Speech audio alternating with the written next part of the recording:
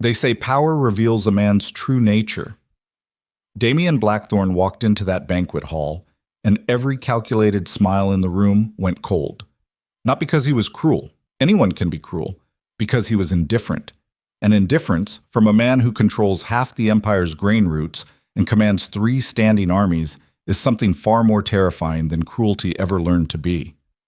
Every daughter of every noble house had rehearsed her entrance for weeks. Every mother had spent fortunes on silk and strategy. And Damien Blackthorne looked at all of it and looked past it.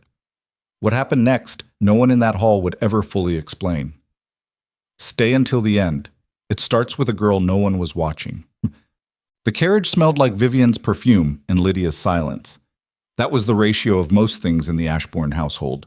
Vivian's presence filling every corner of every room, while Lydia occupied whatever was left, the negative space around her sister's brightness. Tonight the perfume was something imported, something that cost more than the monthly wages of 3 household staff combined, and it sat thick in the enclosed air of the carriage like a physical pressure against Lydia's temples. "You're slouching again," Vivian said, without looking at her. Lydia straightened her spine against the velvet cushion. Outside the carriage window, the capital's evening streets blurred past, torchlight smearing against wet cobblestone, the silhouettes of other noble carriages converging toward the Blackthorne estate from every direction like tributaries feeding into the same river. "Better," Vivian allowed, though the word carried no warmth. It was the tone of someone correcting furniture. Their mother sat across from them, her hands folded in her lap, her attention fixed entirely on Vivian with the particular devotion that Lydia had grown up watching and had long since stopped trying to interpret as anything other than what it was. Lady Ashbourne's eyes moved over her eldest daughter with the proprietary satisfaction of a woman surveying an investment that was about to mature. "Remember," their mother said, "you are there to be seen. Speak when spoken to, and when you do speak, let it mean something. Duke Blackthorne is not a man who responds to flattery." "Everyone responds to flattery," Vivian said, smoothing a non-existent wrinkle from her gown. "Some men simply require a more sophisticated delivery." Their mother smiled the way she always smiled at Vivian's cleverness, as though the girl had just said something that would be quoted in drawing rooms for years.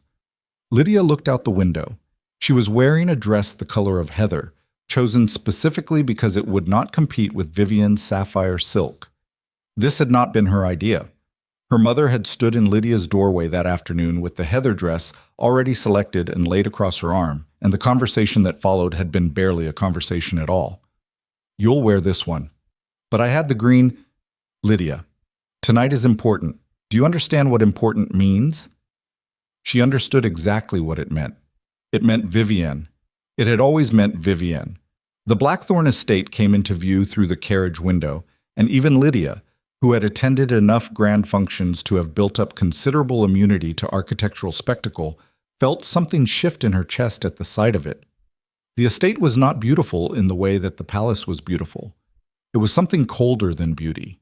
Massive iron gates flanked by torchbearers, stone facades that ate the light rather than reflected it. The structure rose against the darkening sky with the quiet assurance of something that had outlasted empires and expected to outlast several more. It was the home of a man who had no need to impress anyone. That, Lydia thought, was perhaps the most intimidating thing about it. The carriage joined the queue, and they waited. And while Vivian reviewed the names and reputations of the other candidate families with their mother, the Harcliffes, the Montaignes, the Verily daughters with their unfortunate teeth, Lydia studied the torchbearers by the gate. 2 of them, young men, probably not older than 16, standing in the cold in formal livery, arms rigid at their sides, faces carefully neutral. One of them was shivering very slightly, the kind of shivering you do when you're trying to stop shivering and the effort is making it worse. She watched him until the carriage moved forward and the gate passed behind them. Inside, the Blackthorne estate was everything its exterior promised, and nothing it did not. The entrance hall was enormous and deliberately sparse. High vaulted ceilings, stone floors covered only partially by rugs that were clearly old and clearly expensive and clearly not chosen to impress anyone with their expense. The artwork on the walls was not decorative. Military maps, portraits of severe-faced men and women who shared the same jaw. One painting of a battle that Lydia recognized from her private studies, the siege of Cavarith 30 years ago, where the previous Duke Blackthorn had broken a 3-month stalemate in a single afternoon and changed the empire's northern border permanently. Servants moved through the gathering crowd with the particular efficiency of staff that had been trained well and treated well. There was a difference, and Lydia had learned to read it. Badly treated servants developed a specific quality of invisibility, a practiced smallness that came from spending years trying not to attract attention. These servants moved like people who knew exactly where they were going and were not afraid of being noticed doing it. "Close your mouth," Vivian said quietly, appearing at Lydia's elbow. "You look like you've never seen a house before." "I was looking at the Cavarith painting." Vivian glanced at it with the brief dismissive attention she gave anything that could not be worn or married. "It's old. It's historically significant." "Yes, well..." Vivian's gaze was already moving, scanning the room with the practiced precision of a woman taking inventory. "Stay close and stay quiet. If anyone speaks to you, be pleasant but brief. Tonight is not about you." Lydia did not say anything to that. It never was. The reception hall where the banquet would take place was already half full when they entered, and the sound hit Lydia first.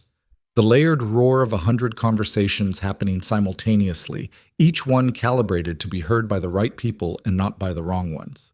This was the particular music of aristocratic gatherings. Not conversation at all, but performance. Every laugh was a negotiation. Every compliment was a weapon delivered gift-wrapped. Lydia had attended enough of these to know the choreography by heart. She found a position near the windows while Vivian was absorbed into the glittering machinery of the room. Lady Harcliffe sweeping forward to kiss her cheek, 3 young men materializing at her elbow within moments, their mother appearing from somewhere to orchestrate the introductions with the smooth invisibility of a woman who had been doing this for years. Vivian bloomed under the attention the way she always did, effortlessly, her laugh pitched perfectly, her gestures carrying exactly the right combination of warmth and distance. It was, Lydia had to admit, a remarkable performance. She accepted a glass of something sparkling from a passing servant and stood at her window and did what she always did at these events. She watched. Not with the strategic calculation that Vivian brought to observation, not cataloging allies and threats and potential advantages, but with the particular attention of someone who had spent most of her life as furniture and had therefore learned to see the room from the room's perspective. The Montaigne daughters were nervous. The youngest was gripping her fan too hard. The Verily girls had stationed their mother between them like a buffer, which suggested the sisters were not getting along. Lord Caedric Montaigne, who was technically here as a chaperone for his daughters and practically here to network with every influential man in the room, was already in conversation with 2 men Lydia recognized as members of the Imperial Trade Commission. His hands moved when he talked. He was the kind of man who thought with his hands. And then the room changed. It didn't happen with a fanfare or an announcement.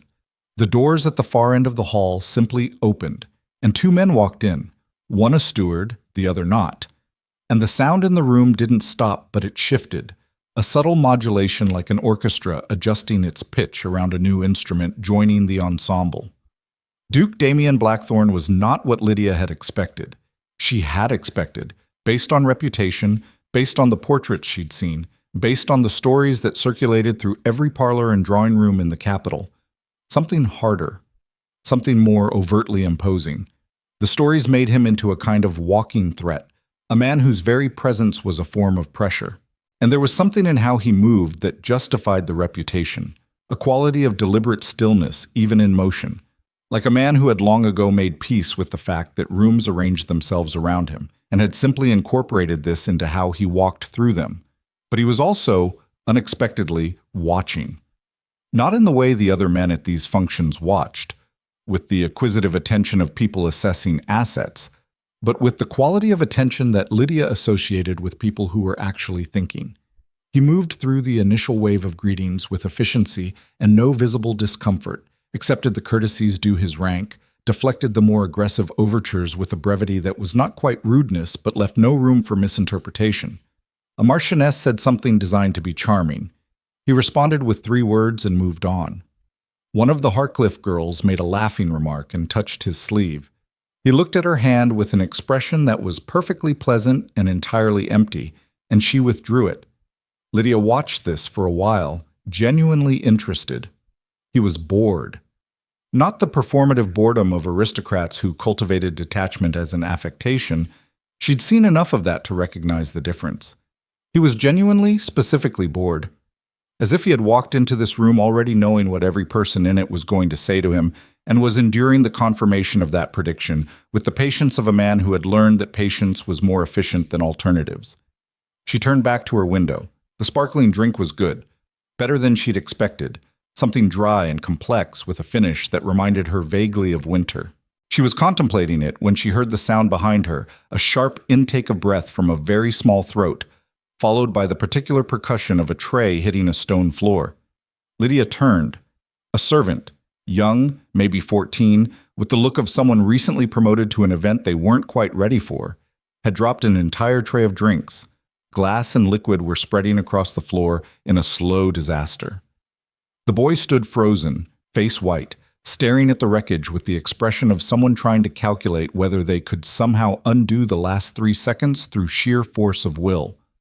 Around him, the nearest cluster of nobles had reacted with the variety of responses that Lydia had catalogued over years of observation. 2 women stepped back with matching expressions of delicate horror. A man in a military coat laughed, brief and unkind. Lord Cedric Montaigne, who had been standing close enough to be splashed on the ankle, looked down at his boot with an expression that preceded something unpleasant. "Boy," Montaigne said. The boy, flinched. Lydia set down her own glass and crossed the floor. She didn't make a decision about it. It was not a strategic act. Her feet simply moved in the direction they moved. She crouched beside the boy before Montaigne could finish whatever sentence was building behind his eyes and began collecting the unbroken glasses. There were 3, scattered by the impact, and stacking them together. "These are fine," she said to the boy, keeping her voice low and matter-of-fact. "Get someone to bring a cloth. Tell them you need 2, 1 for the floor and 1 dry for the glasses. That's all." The boy stared at her. His hands were shaking. "Go," she said. Not unkindly, with the particular gentleness that a person used when what they meant was, "You are not in trouble and I need you to breathe." "The cloth first, the rest can wait." He went, fast, with the unsteady speed of someone who had just been handed a task instead of a consequence. Lydia stood. Montaigne was looking at her with an expression she recognized, the specific irritation of a man who had been preparing to make an example of someone and had just been denied the satisfaction. His eyes moved over her with the brief, cataloging attention that men like him gave to women like her, assessing, dismissing, filing. "That was unnecessary," he said. "The glasses weren't broken," Lydia said. "It would have been a shame to leave them on the floor." She picked up her own drink from where she'd set it on a nearby ledge and walked away. She didn't look back. She was absolutely certain that Montaigne said something after she left. She was equally certain that it wasn't complimentary. She filed both certainties away in the part of herself where she stored the 100 small humiliations of any given social event and turned her attention back to the room.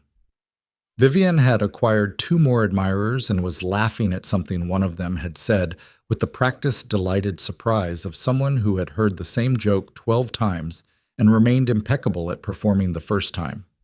Their mother was in conversation with Lady Harcliffe, their heads tilted toward each other at the angle that meant negotiation. The room had reached the particular temperature of a well-attended event. Warm, loud, smelling of candle wax and expensive perfume, and the particular human warmth of bodies in formal clothing. Lydia found another window. The night outside was clear. She could see the edges of the estate gardens from here, formal hedgerows silvered by moonlight, the dark shapes of what appeared to be a fountain that wasn't running. Beyond the hedgerows, the city. Beyond the city, the empire. It was one of the things she'd never been able to stop herself from doing, pulling back the frame until the thing she was looking at became small enough to see in context. Vivian found this quality in her baffling and vaguely irritating. Her father found it impractical. Her tutors had alternated between encouraging it and trying to redirect it into more useful channels. She never told any of them that she did it because it helped. That stepping back until the room became a room in a house, in a city, in an empire, made the particular brutality of the room more survivable. Not because it made her feel superior, because it made the things that hurt. And tonight there were things that hurt, small ones, accumulated, the dress color and the "tonight is not about you" and Montaigne's expression. Smaller, manageable, part of a larger picture that included things she had not yet seen. "You're not speaking to anyone." The voice came from her left, and it was not a voice she had heard before, which was why it caught her attention in the way that new things caught her attention in rooms full of familiar ones. She turned. Duke Damien Blackthorne was standing approximately 4 feet from her, with a glass in his hand and an expression that was difficult to read because it was not performing anything. Most faces in this room were performing something: interest, pleasure, boredom, authority, availability. His face was doing none of those things. It was simply attending. "No," Lydia said. "I wasn't." He looked at her with the same quality of attention she had noticed from across the room, the actual kind, the kind that processed rather than simply received. Most people find that difficult at these events. The expectation of conversation is essentially architectural. I find watching more useful, usually. She registered that she was speaking to the Duke of Blackthorne and felt the room's awareness of this fact beginning to gather in her peripheral vision. Heads turning, conversation slowing, attention redirecting with the subtle magnetic pull of power. She filed the awareness away and kept her attention on the conversation in front of her. "You learn more about a room from the edges. What have you learned tonight?" It was a genuine question. She could tell because it had no subtext, no testing, no flattery, no maneuver, just the question. "Lord Montaigne is planning to position his family in the Trade Commission reorganization that everyone is pretending isn't happening yet," she said. "The Harcliffe daughter, the eldest, is terrified but presenting beautifully. The musician in the far corner needs to tune the second string on his instrument, but is too professional to do it mid-event, so there's a very slight flatness in every chord that's been bothering me for the past 20 minutes. And you've said under 40 words to everyone in this room tonight, which means either you are constitutionally averse to conversation or you haven't found anything worth talking about yet." There was a pause. It was not the pause of offense. It was the pause of someone recalibrating. "Which string?" he said. "The D." He was quiet for a moment, listening. Then, very slightly, the corner of his mouth moved. Not a smile exactly. The structural precursor to one. "You're Lady Ashbourne's daughter," he said. "The younger one." "Lydia Ashbourne? Yes." "You came as your sister's companion." "I came because my family is here." She kept her voice even. "The distinction matters to me. It doesn't require mattering to anyone else." He looked at her in a way that felt very specifically like being read. Not assessed for value or positioned in a hierarchy, but actually read, like text that contained information he was considering. "That's an unusual thing to say in this room," he said. "This is an unusual room," she said. She watched him register this, process it, and set it aside for later consideration the way that people who thought carefully did, not dismissing it and not responding immediately, but holding it with the particular attention of someone building a picture. "The servant," he said, "earlier, with the tray." She said nothing. "That was yours?" He meant the response. The crossing the floor, the crouching down, the glasses. "I was nearby." A significant portion of the nobility in this room was also nearby, he said, and they responded differently. Montaigne wanted to make an example. "Yes." "I found that less useful than collecting the glasses." He was looking at her with an expression that was still difficult to read, and that she was beginning to suspect was simply what his face looked like when it was paying full attention rather than performing something for a room. It was a more honest expression than most of the faces in this room could manage. She found it easier to look at than most of what she'd been looking at all evening. "You're not trying to impress me," he said. "I'm aware of that, yes.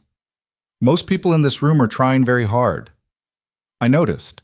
She glanced briefly at the room in question, at Vivian's laugh, at the angled heads of competing mothers, at the young men arranged around the evening's best prospects, like planets around competing suns. Vivian is exceptional at it. She practices. Your sister. My sister. Something crossed his face. Not quite amusement, but adjacent to it, a quality of recognition. And you? I find it exhausting, Lydia said with the flatness of a factual statement. Performing interest I don't have. I'm not built for it. It comes out wrong. How does it come out? Visible. She looked at him directly. Like right now, probably. He studied her for a long moment. Around them, the room had reorganized itself in the subtle way that rooms reorganize around their most significant gravitational points. Conversations had angled. Bodies had shifted. A dozen pairs of eyes had found reasons to linger in the vicinity of the window where the Duke of Blackthorn was speaking to a woman in a heather-colored dress that no one had been watching 20 minutes ago. Lydia could feel Vivian's attention from across the room like a specific temperature change. The garden entrance is through the east corridor, Blackthorn said. Third door on the left. He said it with the complete neutrality of a man providing directions, not an invitation, not a command, a fact. Then he moved away, back into the room, and was absorbed immediately by the machinery of obligation, a steward at his elbow, two men of significant rank materializing from the crowd, the evening's formal structure reasserting its claim on him. Lydia stood at her window for a moment longer. She was not certain what had just happened. She was certain that something had. She was also certain that Vivian had witnessed it. The specificity of her sister's attention from across the room was unmistakable, and the expression on Vivian's face, glimpsed between the moving bodies of the crowd, was not an expression Lydia had seen there often. It was not anger, not yet. It was the first calculation of something that would become anger. Lydia looked at her drink for a moment, then set it down. She crossed to the east corridor without looking at Vivian, without looking at her mother, without looking at Lord Montaigne, who she suspected was still watching her with that particular expression of dismissed irritation. The east corridor was quieter than the hall. The sounds of the event receded behind her as she moved through it. The particular acoustic geography of a house where the walls were stone, absorbing noise rather than bouncing it. Third door on the left. She found it and pushed it open, and the night air hit her face like a hand laid flat against her cheek. Cold, clear, carrying the smell of stone and the dormant smell of winter garden, soil and dead leaves, and the faint structural smell of frozen water from the fountain she could see now, up close, 10 feet away. A basin of black ice. She stood in the doorway for a moment, alone with the quiet. She was thinking about the boy with the tray, and whether he was all right, and whether anyone had thought to check. She was thinking about the D-string on the musician's instrument, still slightly flat behind the closed door. She was thinking about the heather dress laid across her mother's arm and the particular way that statement had not been a request. She was not thinking about the fact that the Duke of Blackthorn had sought her out in a room full of women who had spent months preparing for exactly that possibility.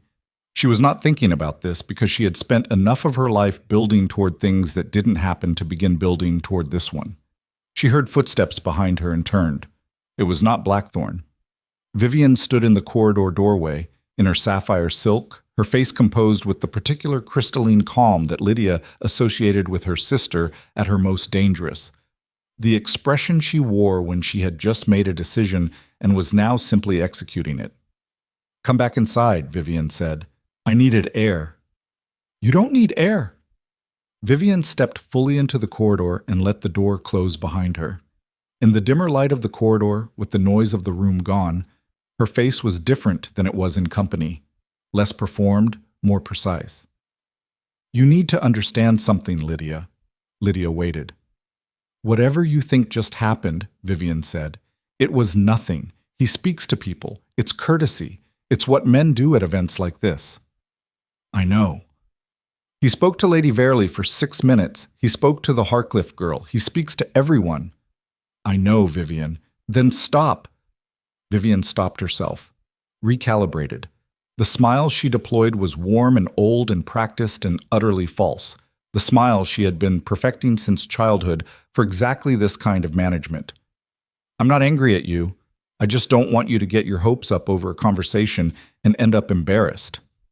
"My hopes aren't up," Lydia said. I went outside because the room is loud and I wanted air. Vivian looked at her for a moment with the specific attention of someone trying to determine whether they were being lied to. Whatever she found in Lydia's face, and Lydia's face was honest, always, sometimes inconveniently, seemed to settle something, because the crystalline tension behind her expression relaxed by a fraction. "Good," she said. "Come back inside. Mother will be looking." Lydia followed her back through the east corridor, back into the warmth and noise of the hall, back into the room where Vivian reabsorbed instantly into the circle of admirers as if she had never left it. Lydia returned to her window. The evening continued. Dinner was announced, and the room organized itself by precedence into the dining room. The usual choreography, the careful management of proximity, the political theater of who sat near whom and what that implied. Lydia found herself placed between an elderly lord whose primary interest was a specific dispute about water rights in the western provinces, and a young woman from the Verily family who was too nervous to eat and spent the dinner rearranging food on her plate with the systematic anxiety of someone who had forgotten how silverware worked. Lydia listened to the lord's water rights grievance with genuine attention, because it was actually interesting. The dispute had been running for 11 years and involved a clause in a treaty that everyone had since forgotten was there, which was the kind of historical detail that she found genuinely interesting in a way she'd long since stopped trying to explain to people who would find it baffling. Between the second and third courses, she quietly moved the Veerley girl's water glass closer to her right hand, where it was more accessible, without remarking on it. The girl picked it up after a moment and drank, and the systematic anxiety in her face decreased slightly. Across the table, 2 seats down, angled so that she would have to make a visible effort to look directly at him, Duke Blackthorn was in conversation with the Harcliffe patriarch, and the conversation appeared to be substantive. Whatever they were discussing had weight. The older man's hands were flat on the table in front of him, which meant he was listening seriously. Blackthorn was speaking in the measured way of someone who had already considered what he was going to say before he said it. He did not look at her during dinner. Not once, that she noticed. She didn't look at him either, except twice. Very briefly, because she was human and the situation was what it was, and she was not going to pretend otherwise to herself, which was the one place where pretense was fully unnecessary. After dinner, the gathering reconvened in the reception hall, and the musician played, and the D-string had been tuned in the interval. Whoever had noticed had addressed it, which meant someone on Blackthorn's staff had excellent ears. And the conversation resumed with the particular energy of people who had eaten and were now recalibrating their evening's objectives. It was approximately 40 minutes later, in the midst of a conversation with a woman from the Ministry of Lands who was asking surprisingly incisive questions about architectural preservation and who Lydia had been genuinely enjoying talking to, that she felt the shift. The room didn't change its sound exactly, but the texture of the room changed.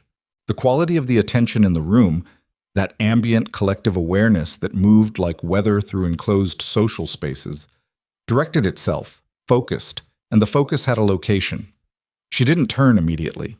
She finished her sentence to the woman from the Ministry of Lands. Then she turned. Blackthorn was standing at her mother's elbow.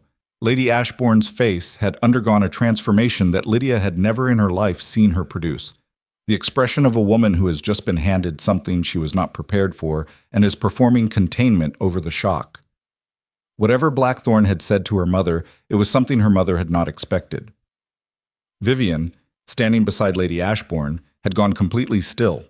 Lydia watched across the room as her mother turned, slowly, deliberately, with the particular carefulness of a person handling a situation that could shatter if mishandled, and pointed at Lydia. Blackthorn turned. Their eyes met across the full width of the room, across the crowd of people who had all, somehow in the collective unconscious way of social gatherings, angled themselves so that the sightline between them was briefly clear. He looked at her for one moment. Then he crossed toward her, through the room, and the crowd moved. Not dramatically, not obviously, but moved. Bodies unconsciously clearing the path of a man accustomed to having paths cleared. Vivian's face, as he passed her without stopping, was a thing Lydia had never seen before. The practiced beauty of it intact. Everything beneath the beauty, something she had no name for yet, something that had just been cracked open. Blackthorn stopped in front of her. "Lady Lydia," he said. not loudly. There was no theater in the way he said it. "I've just spoken to your mother. With your permission, I would like to request a formal introduction, the kind with witnesses and documentation." The room was listening. The room was entirely, completely, collectively listening. Lydia looked at him. He looked at her. "A formal introduction," she said. "The selection process has specific protocols," he said. "This would be the first step of them, typically reserved for candidates under serious consideration." The silence in the immediate vicinity had a quality that she had never experienced before, a silence in which everyone around them was working very hard to appear as though they were not experiencing it. "You spoke to my mother first," she said. "The protocols require—" "I know what the protocols require." She was looking at him directly. "I'm asking whether you did it because the protocol required it or because you thought my mother's permission was the one that mattered." Something in his face went still in a specific way, the stillness of a man recalibrating a calculation. "Your permission," he said after a moment, "is the one that matters. Your mother's is the one that's required." She held his gaze for long enough that the silence around them became a thing with weight. "Then you have it," she said. "My permission for the formal introduction." He nodded. Brief, specific. He turned and crossed back toward the steward waiting by the east wall. Lydia stood in the aftermath of the moment and breathed carefully. The woman from the Ministry of Lands had excused herself at some point in the last several minutes.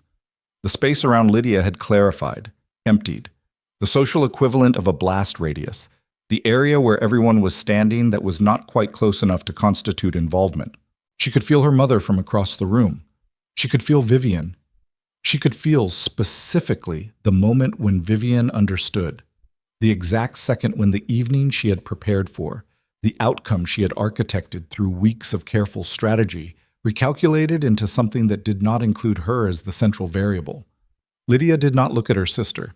She looked at the steward by the east wall, watching him begin to prepare the documentation for the formal introduction protocol, a process that, once initiated, was a matter of imperial court record. She was still watching the steward when she heard Vivian's voice at her elbow, low, controlled, and carrying something underneath the control that Lydia had never heard from her sister before. Something that had recently been something else and was now becoming fear. "This was not supposed to happen," Vivian said. Quietly. So quietly. Lydia looked at her. Her sister's face, beautiful, composed, everything in its correct arrangement, was doing something around the eyes that it did not know how to manage. The practiced expressions had no protocol for this particular situation. The calculation was still running. She could see it running, but the calculation had hit something it had not been designed to account for. "Vivian," Lydia said. "Don't," Vivian said. "I wasn't going to say anything." "I know what you were going to say." "You don't." They looked at each other, and for a moment, a very brief, very old moment, they were just two sisters in a room that was too loud and too bright and had too many people watching them, and underneath all of it was the long history of a house where one daughter had been everything and the other had been whatever was left. Vivian looked away first. "Enjoy your evening," she said. Her voice was completely steady. She walked back toward the center of the room. Lydia watched her go. In the morning, she would find out that 3 separate nobles had sent messages to her family's estate by midnight. 2 were congratulatory, written with the careful warmth of people who had immediately recalculated Lydia Ashbourne's social weight. 1 was not. The one that was not had been authored by a friend of Vivian's, a woman named Lady Seraphine Caro, who held the kind of social influence that moved through drawing rooms like weather, and it contained a single paragraph that had the specific, surgical quality of something composed by someone who knew exactly what they were doing. Lydia would not see that message until morning. Tonight, she stood in the reception hall of the Blackthorn estate, in a heather-colored dress chosen so that she would not compete with her sister, and waited for the steward by the east wall to finish preparing the documentation, and tried to understand what it was that she was feeling. Not triumph, not vindication.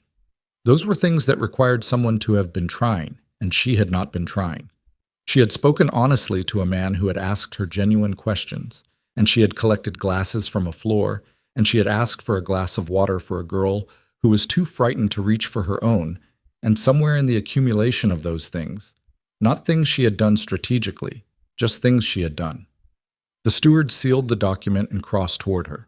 Behind her she heard the precise, controlled sound of a woman who did not cry in public, drawing a single steadying breath.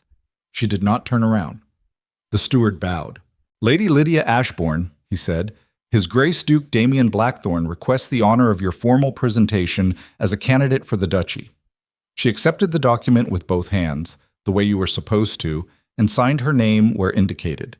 She was thinking, as she signed, about the message she had not yet read, in the envelope that had not yet arrived, written in the hand of a woman named Lady Seraphine Caro, who had 20 years of social influence and a very specific talent for turning the thing people valued most about themselves into the thing that destroyed them.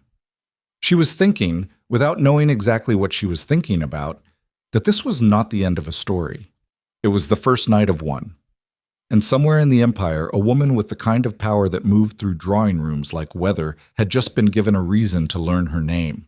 The document was still in her hand when Vivian left the room. Not the reception hall.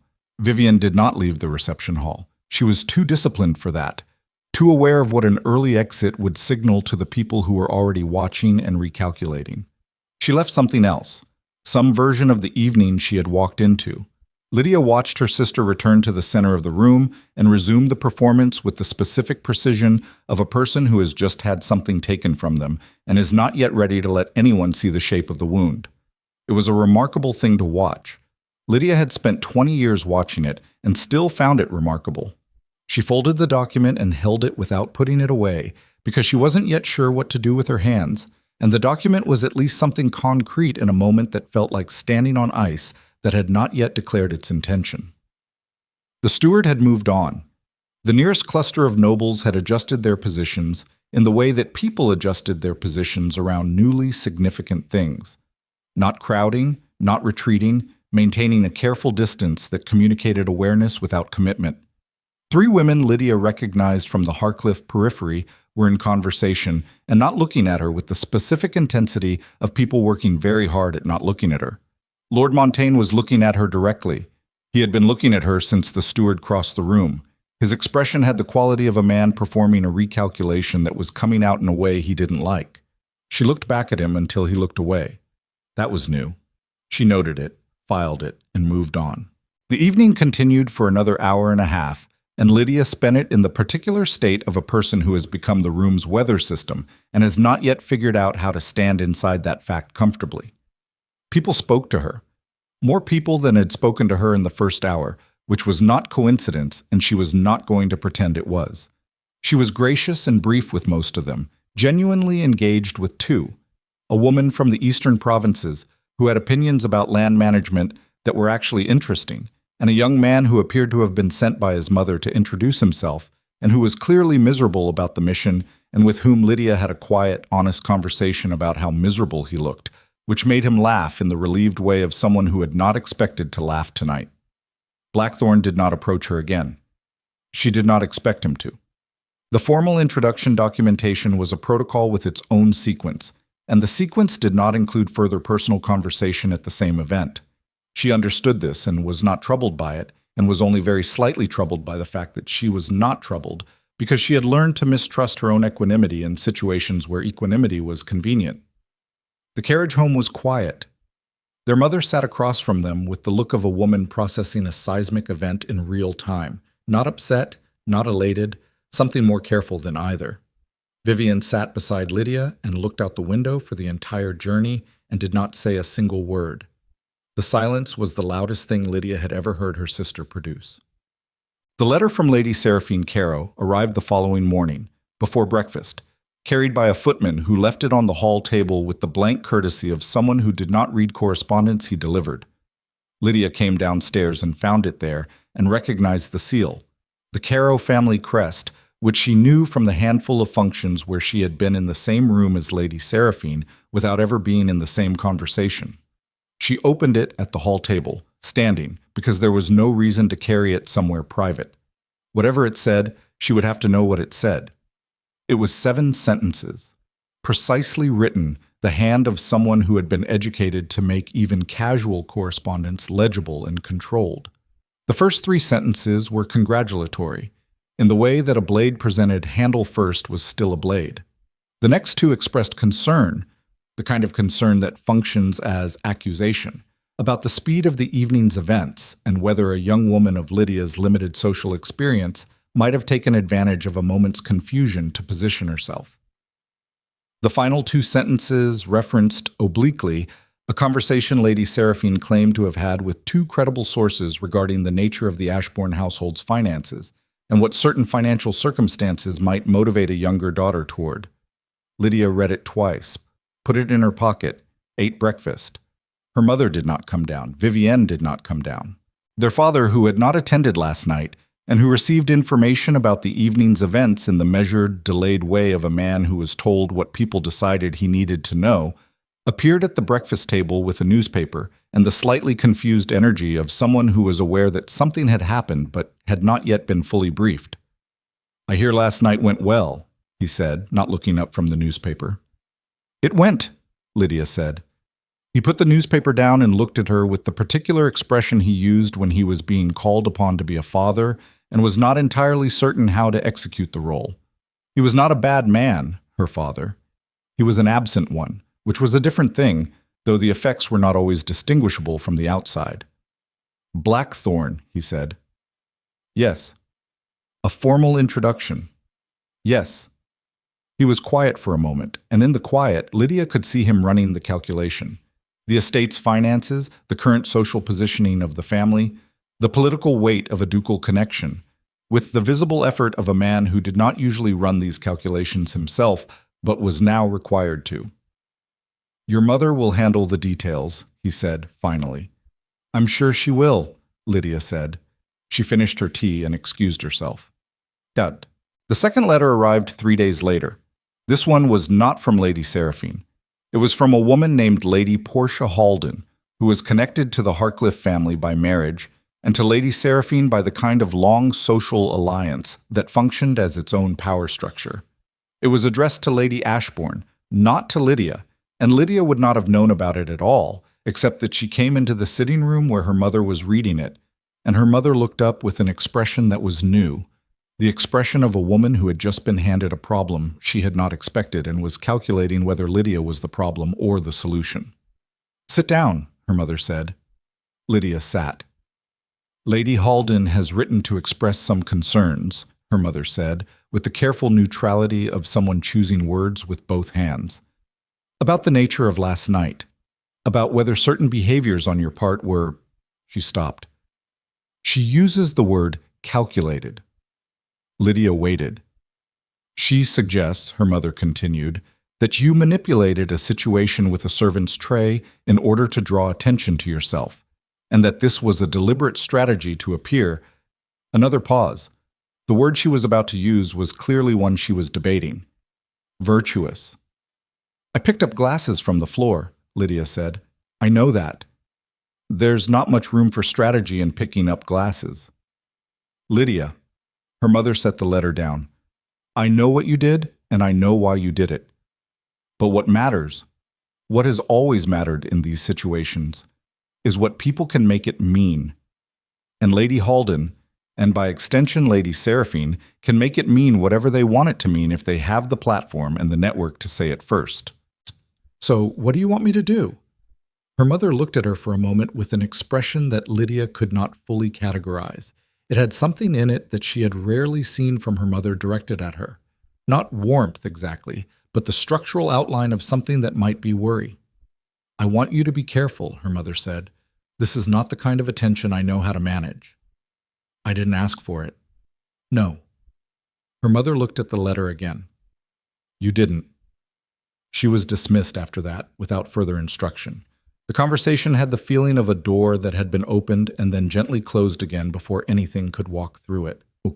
She encountered Blackthorne again on the 9th day after the banquet.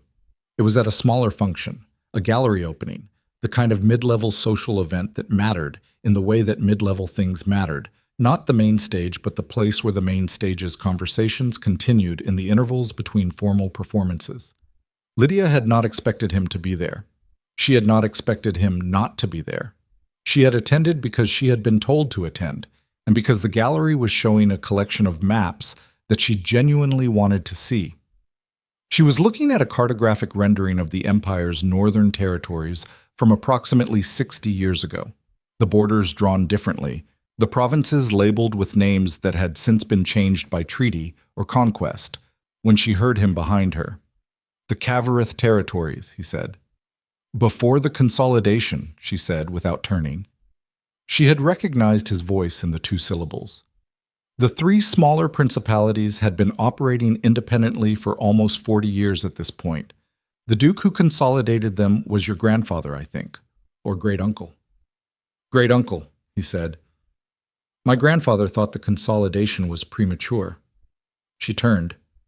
He was standing at a comfortable distance, the same quality of unhurried attention he'd carried through the banquet hall.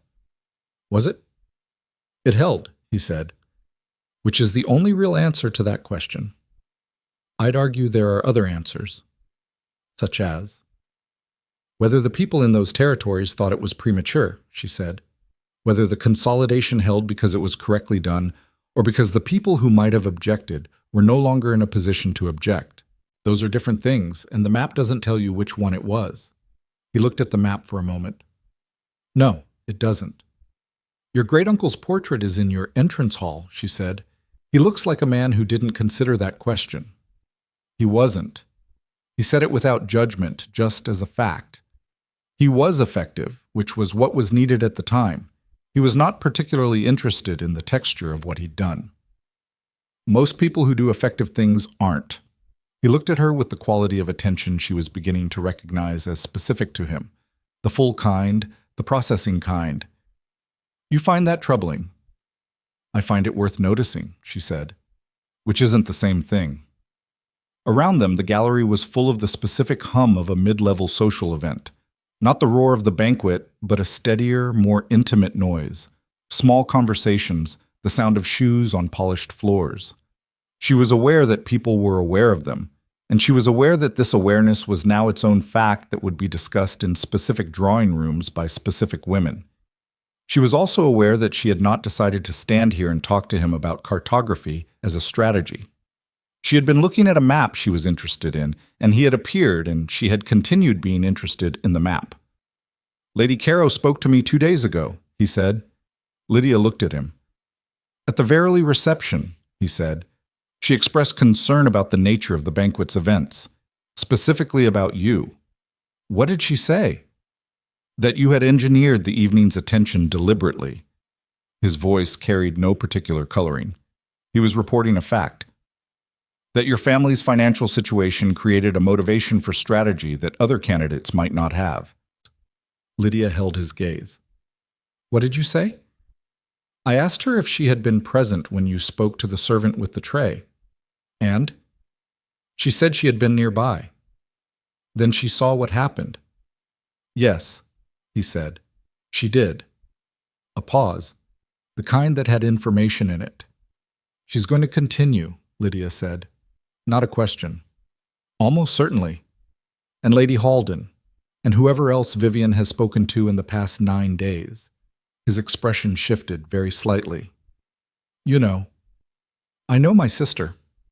She looked back at the map. The northern territories, the consolidated principalities that had been 3 things and were now 1. I've always known her.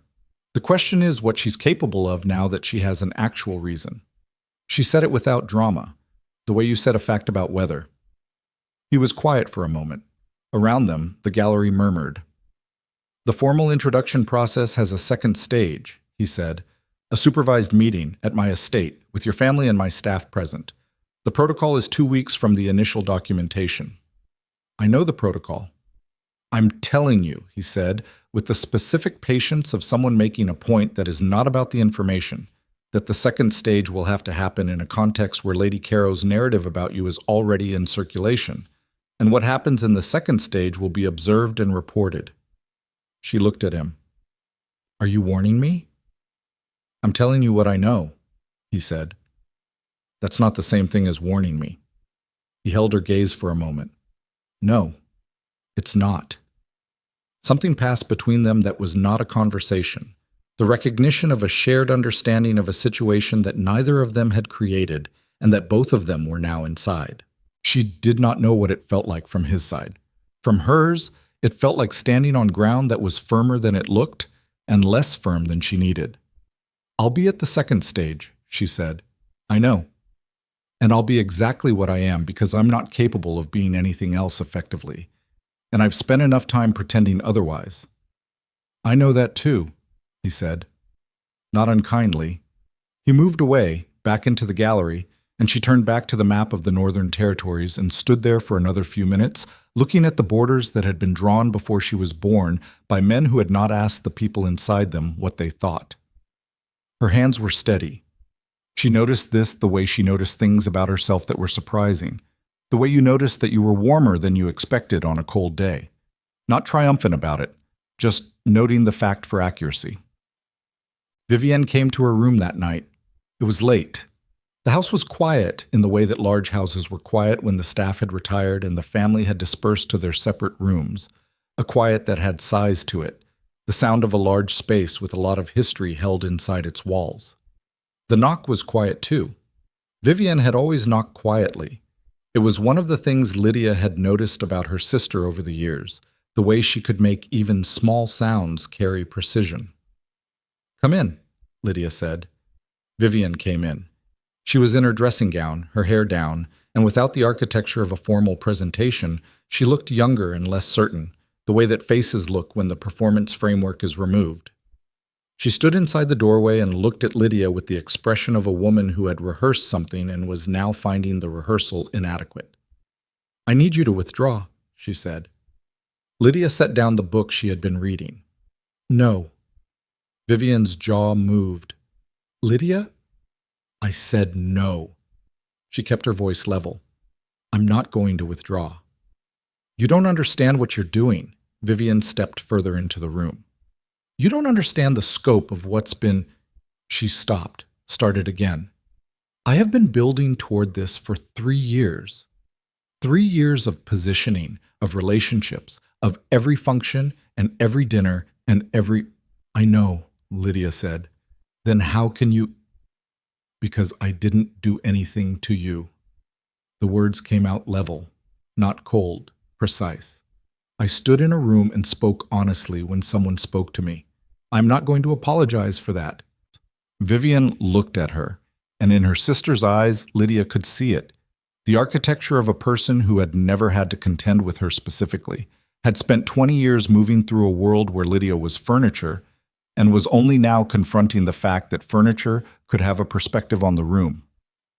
"I will make this very difficult for you," Vivienne said quietly. "I know. I have resources you don't have." "I know that too." A silence. The large-sized silence of the house around them. "Is it worth it?" Vivienne said, and underneath the control in her voice there was something raw, the kind of raw that came from a wound that had not been caused by Lydia, but that Lydia was nonetheless standing in front of. "He doesn't know you. Whatever he thinks he saw that night, he doesn't know you." "Nobody does," Lydia said. "That's not a reason to disappear." Vivienne stood in the doorway for a moment longer.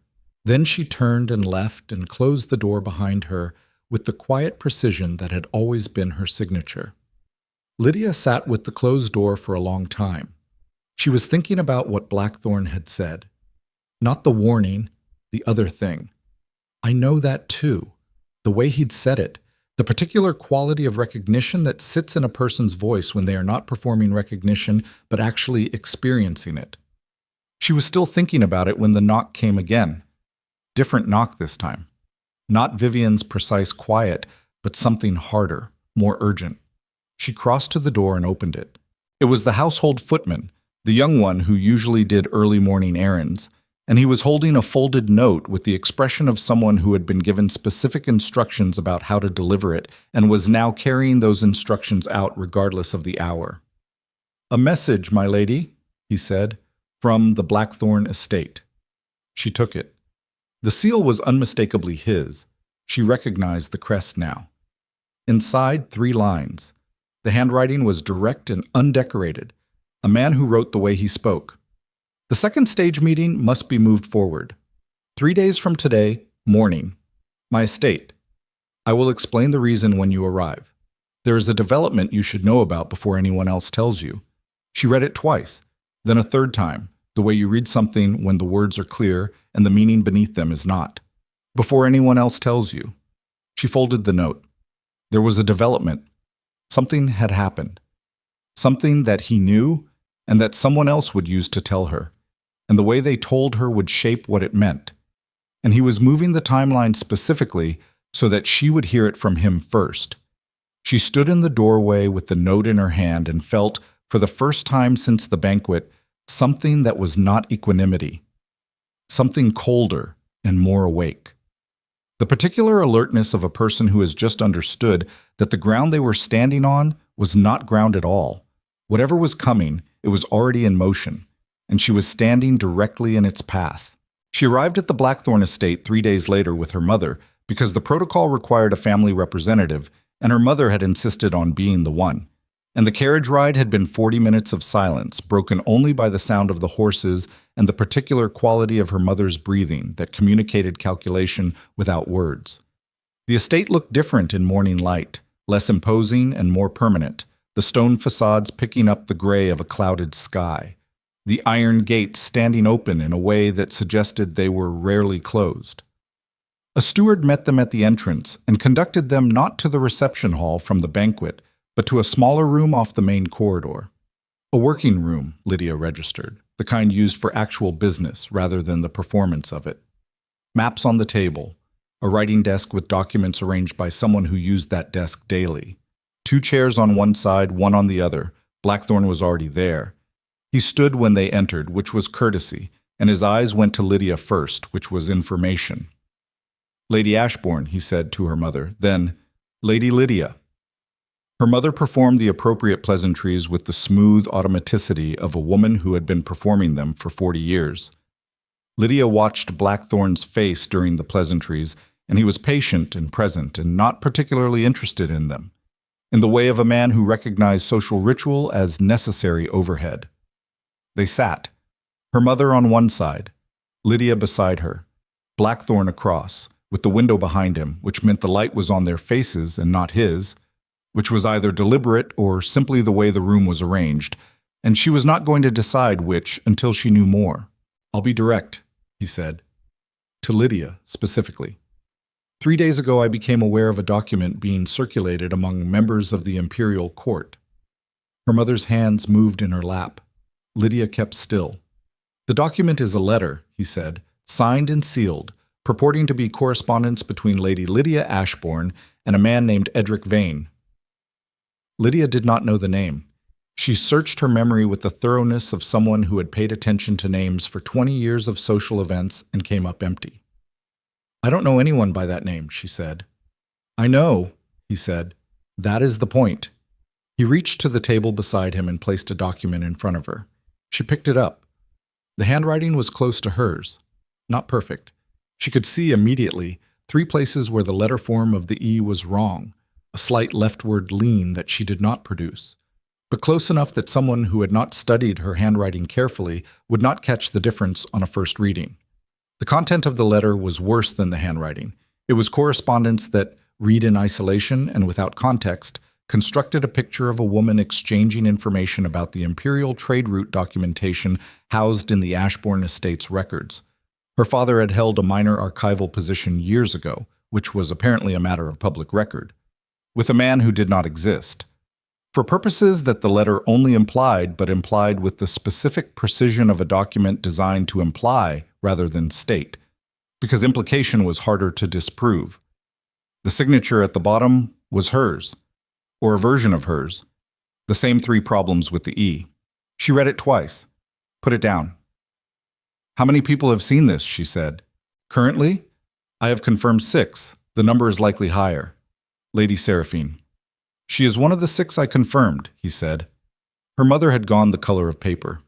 Lydia could see this in her peripheral vision and was filing it away for later because right now there was the document in front of her, and the question of what it meant and what came next.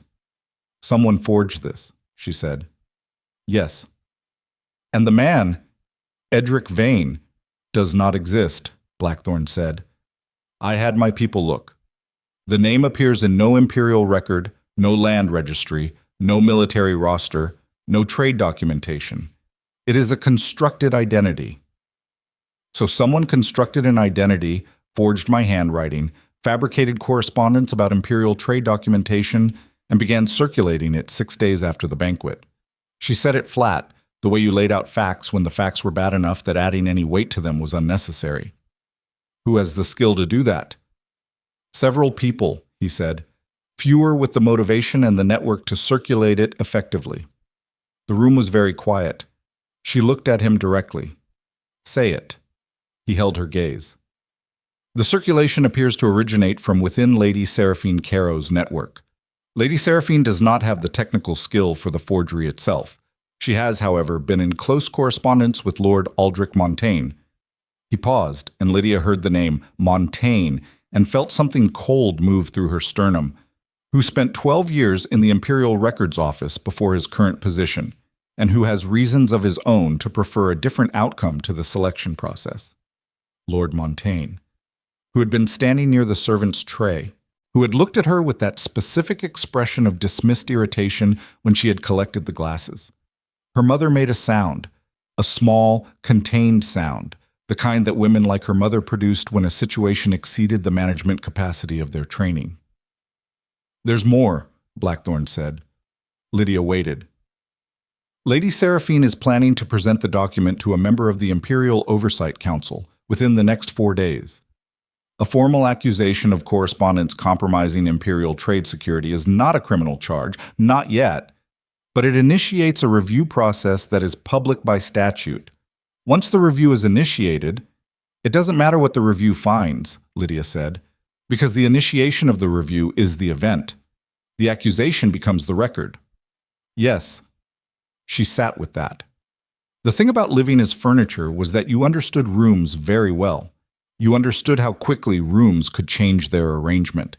You understood that the thing people remembered was not the correction, but the original disruption, that the retraction was always smaller than the accusation, that the public record of a review existed whether the review found anything or not. Someone had understood this very precisely and had used it very precisely. What do you need from me? She said. Her mother turned to look at her sharply. Blackthorn looked at her with the processing attention. I need documentation of your movements and correspondence for the past 6 months, he said. Every formal event, every letter sent and received, every interaction you can verify with a witness. My people will use it to begin building a counter-record. That takes time. Yes.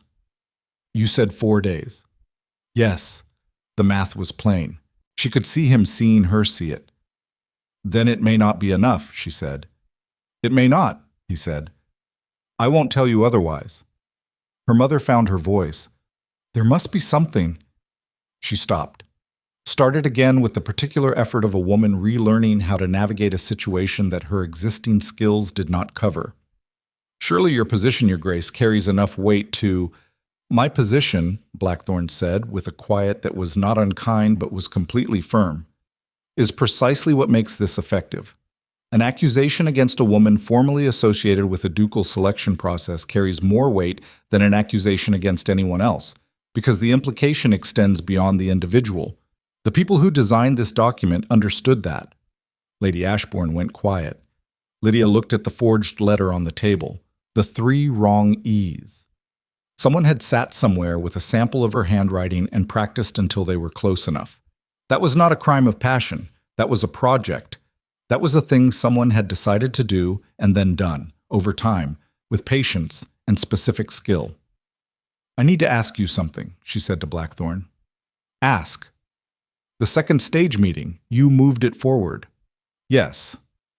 Did you move it forward because you thought I needed to be warned, or because you needed the counter-record process started before the accusation is filed? He was very still for a moment. Both, he said. In that order. She nodded. They began the documentation process that morning. A member of Blackthorn's staff, a woman of middle age with the clipped efficiency of someone who did this kind of work regularly, sat across from Lydia for 3 hours with a clean ledger and wrote down everything Lydia could remember about the past 6 months in the specific language of verifiable record. Dates, locations, names of people present, the name of every letter sent and to whom, as precisely as she could reconstruct it. Her mother sat in the corner of the room for the first hour, and then excused herself and was shown to a parlor, which Lydia suspected was something Blackthorn's staff had been trained to offer at a specific moment in this kind of interview, because her mother's presence in the corner had the quality of a variable that was not helping the process. She was thorough. She was honest, including about the gaps. There were events she could not precisely date, letters she could not fully reconstruct. She said so plainly and let the recorder note it. Dishonesty about uncertainty was worse than the uncertainty itself, and she was not going to start performing certainty she didn't have now when it mattered most. When it was over, she was shown to the parlor where her mother was waiting, and Blackthorn met them there briefly to say that his people would work quickly and that he would be in contact within 48 hours with what they had been able to establish. The carriage back was not silent the way the carriage there had been. Her mother talked, not to her exactly, but near her. The half-organized thoughts of a woman processing shock through speech, fragments about Lady Seraphine's family history and Lord Montaigne's motivations, and the specific cruelty of timing and what needed to be said to whom and whether her father needed to be told now or later, and what Vivian... She stopped on Vivian. The thought seemed to arrive and then stop itself. Lydia looked out the window. She was not thinking about Vivian right now. She was thinking about the 3 wrong E's, about the patience required, about the specific detail of Edric Vane, a name constructed to exist only in the letter, with nothing to find and therefore nothing to refute with evidence. You could not prove a person didn't know someone who didn't exist. You could only prove the document was forged, and proving the document was forged required time and expertise and the cooperation of people who might prefer not to be associated with the process. Someone had thought about all of this. Someone had done the math and built the trap around the specific shape of the math. But the summons arrived on the 2nd day, not from Blackthorn, from the Imperial Oversight Council, specifically from a council member named Lord Arden Prosser, whose name Lydia recognized from her private reading as a man with 30 years of political maneuvering behind him, and the particular reputation of someone who was useful to powerful people precisely because he was technically independent of them. The summons was not an arrest. It was phrased as a request for voluntary appearance to discuss matters pertaining to Imperial trade record security. The phrasing was careful and correct, and meant exactly what it meant in the way that formal language meant things. The voluntary appearance was not voluntary in any way that mattered if you understood what declining it communicated. She read it in the entrance hall. Again. Then she went to find her father. He was in his study. He looked up when she came in, and she put the summons on his desk and watched him read it with the particular quality of attention of a man encountering something that exceeded the category of things he had been managing. "Lydia," he said. "I need to go," she said. "We should contact..." "I've already been in contact with the Duke's people. They need to know the summons has been issued. That changes their timeline." She was thinking out loud, and she knew it, and she didn't stop. "I'll need documentation of everything that was in Father's archival records. The years, the scope of the position, anything that establishes what was there and what wasn't, and who had access." Her father was looking at her with an expression she had not seen from him before. It was not the expression he used with her. It was the expression he used with problems that were serious. "You're very calm," he said. "I'm not calm," she said. "I'm moving." She left him there and went to write the message to Blackthorn's estate. She was halfway through it when Vivian appeared in the doorway of the writing room. She stopped. They looked at each other. Vivian's face was doing the thing it did when the rehearsed expressions had run out, raw around the eyes, something that might have been the beginning of fear. "I heard," Vivian said. "Good. Lydia, did you know?" She kept her voice flat, factual. The question was a question, not an accusation, because she did not know yet, and she needed to know. Vivian's face went through something complicated and specific. It was not the face of someone who had been part of building a forged document. It was the face of someone who had said things that she had not understood would become material. "I didn't know about the letter," Vivian said. I didn't know about any letter. But you spoke to Seraphine. Silence. Vivienne? I told her. She stopped. Her jaw was tight. I said things about the family finances, about father's position in the archives. It was a conversation. I was frustrated. I didn't. You gave her the shape of it, Lydia said, and she and Montaigne built the trap around the shape. Vivienne was very still. The thing that Lydia felt in that moment was not rage. She had expected rage, had braced for it during the carriage ride, and the hours of documentation and the reading of the summons. What she felt instead was something quieter and colder, and in some ways harder to hold. The particular understanding of a person who has just seen the mechanism behind a thing they already knew was broken. Her sister had not built the trap. Her sister had handed someone else the measurements. I didn't know, Vivienne said again. I know you didn't, Lydia said, and she turned back to the letter and finished writing it. Chase. The appearance before Lord Arden Prosser happened in a chamber of the Imperial Administration Building that was designed to be intimidating in the specific way of rooms that conducted serious business. High ceiling, minimal furnishing, the weight of institutional permanence in every stone. 3 council members were present. Lord Prosser sat at the center. 2 clerks recorded everything. Lydia had dressed carefully. Not to impress, to be legible. Dark colors, simple construction. The clothes of a woman who understood that what she wore would be part of the record. Lord Prosser was in his 60s, with the patient, unhurried quality of a man who had seen people walk into this room frightened and had a sophisticated understanding of what frightened people did. Lady Lydia Ashbourne, he said, thank you for appearing. Of course, she said. We have received documentation alleging correspondence between yourself and a party named Edric Vane pertaining to imperial trade route records formerly maintained in your family's archival holdings. He said it precisely, with the measured delivery of someone reading a prepared statement. We would like to understand the nature of your acquaintance with the named individual. I have no acquaintance with anyone by that name, she said. I have never had correspondence with anyone by that name. The document you have received is a forgery. Lord Prosser looked at her. That is a significant claim. Yes, she said. It is. Do you have evidence supporting? My representation has been in contact with your office this morning, she said. She had confirmed this on the way in with the steward Blackthorne had sent with her, a man named Carew, quiet and efficient and clearly experienced in exactly this kind of proximity to formal proceedings. A counter-record establishing my documented movements and correspondence over the relevant period has been submitted for your consideration, along with a preliminary analysis of the document's handwriting inconsistencies by a verified expert in imperial court forgery. Lord Prosser paused. Something shifted behind his eyes. A small, specific shift. The recalibration of a man who had expected one kind of room and was now in another. This was submitted this morning, he said. Yes. The summons was issued yesterday. Yes, she said. My representation moved quickly. The chamber was very quiet. The clerks were writing. Lord Prosser looked at the documents in front of him and then looked at her with the particular attention of a man who was revising a calculation in real time. This will require review, he said finally.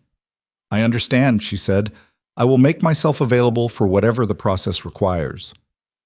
She was conducted out of the chamber an hour later, after 2 hours of precise questioning that she answered precisely and without embellishment and without the particular nervous over-elaboration that she had seen in others who had been in similar rooms and that she recognized as the thing that made innocent people look guilty. She answered what was asked. She said when she didn't know something, she did not attempt to be charming. Carew met her in the corridor outside. His Grace is waiting, he said. She followed him to a carriage. Blackthorne was inside, which was not something she had expected, and he looked at her when she got in with the specific quality of attention she had come to recognize as his version of asking how she was. It went as well as it could go, she said. I know. Carew sent word. The handwriting analysis was delivered at 7 this morning, he said. The expert is credible and the analysis is solid. The E formation alone is evidence enough for a forgery determination if the council chooses to pursue it. If, she said. If, he confirmed. Prosser is politically careful. He will want to know where this lands before he commits to a position. The carriage moved. She looked out the window at the city going past. The morning streets, ordinary people conducting ordinary business in the cold air, their breath visible, their lives entirely unaware of the administrative chamber and the forged letter and the careful math of a trap built around the specific shape of her family's history. Someone told Montaigne about the archival records, she said. Yes. The specific years, the specific scope, the kind of detail that's not public record. She felt him watching her. Someone inside my family, she said, whether they understood what they were providing or not. Yes. She turned from the window. What happens now? Now, Blackthorne said, we find out who built this and we dismantle it, which requires Prosser to decide that the forgery determination is more useful to him than the accusation. He paused. And it requires you to remain exactly as you have been, visible, documented, and refusing to behave like someone who has something to hide. I don't have something to hide. I know that. His voice was direct. The room needs to know it too. She looked at him. In the close space of the carriage with the city passing outside, his face had the quality it always had when it was not performing anything for a room. Present, processing, attending. She had been collecting these moments the way you collected evidence of something you weren't yet sure how to name. The second stage meeting, she said. All of this happened inside the protocol window. Yes. Is that coincidence? No, he said. It was designed for this window, before the formal selection advanced far enough to make the accusation costly to the people making it, after it advanced far enough that the accusation would carry weight. The timing of the trap was its most refined feature. She sat with that. Then whoever designed this, she said slowly, knew the protocol, knew the timeline, knew enough about the internal process of the selection to know exactly when to move. Yes, Blackthorne said, and his voice carried something she had not heard in it before, a very controlled, very cold edge, which means the information came from inside my house. The carriage went quiet. She looked at him. He was looking at the middle distance, the expression of a man who had just said a thing he had been holding in careful containment and had now released it into the room, and the release had not made it smaller. Someone inside the Blackthorne household had fed the timeline to Montaigne. Someone he had trusted, or employed, or simply believed was not in a position to betray him, had given the enemy the exact measurement of when to strike. She understood in that moment what he had meant when he said, before anyone else tells you. He had not been warning her about the forgery alone. He had been warning her that the ground beneath both of them was not what either of them had believed it was. And now they were sitting in a carriage in the middle of the capital city with a forged letter in the hands of the Imperial Oversight Council and a traitor somewhere in the walls of his estate in 4 days, 3 days now, before Lord Prosser decided which direction was safer. What do we do? She said. Blackthorne looked at her. His face was completely composed, and she had learned enough about that composure to understand that composure in a man like him was not the absence of what was underneath. It was the decision to hold it there, right at the surface, controlled, until it was needed. We find the source, he said, and then we make it impossible for Prosser to protect anyone. How?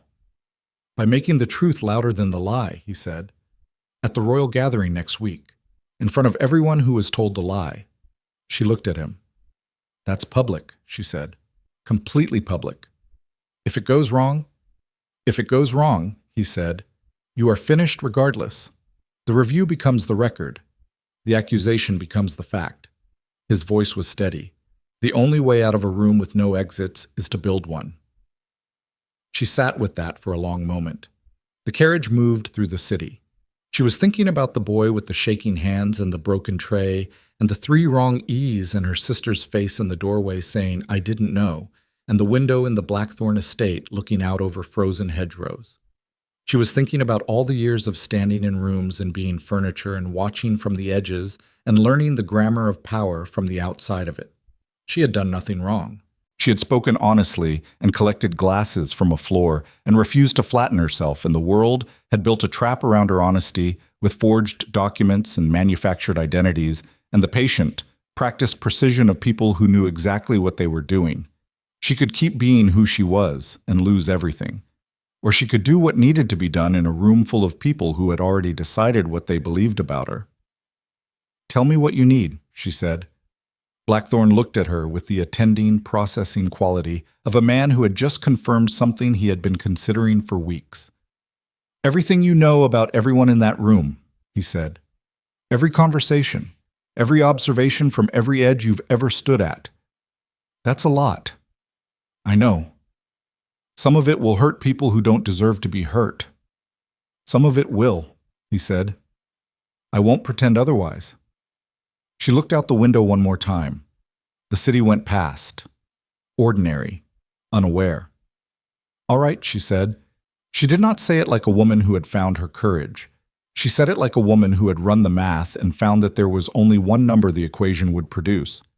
It was not a decision that felt like strength. It felt like the thing that was left after every other option had been examined and set aside, which was, she was beginning to understand, what real decisions felt like. The carriage rolled on. 3 days. The 3 days passed, the way that time passed when every hour inside it was doing actual work. Lydia slept 4 hours the first night and 6 the second, and did not count the third because by the third she had stopped thinking of sleep as something that belonged to her, and had started thinking of it as a resource to be allocated.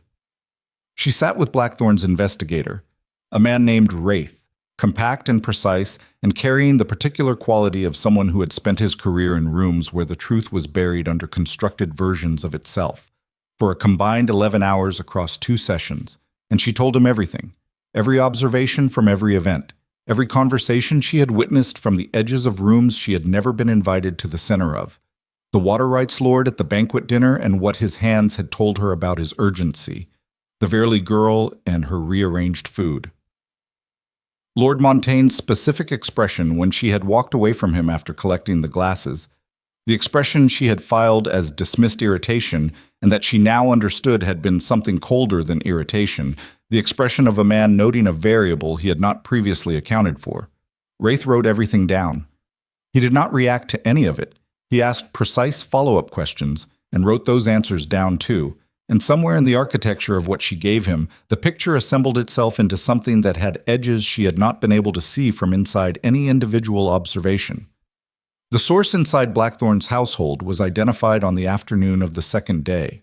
A clerk in the estate's scheduling office, a man who had worked there for 3 years and who had, it emerged, a connection to Lord Montaigne's household through a brother-in-law employed there.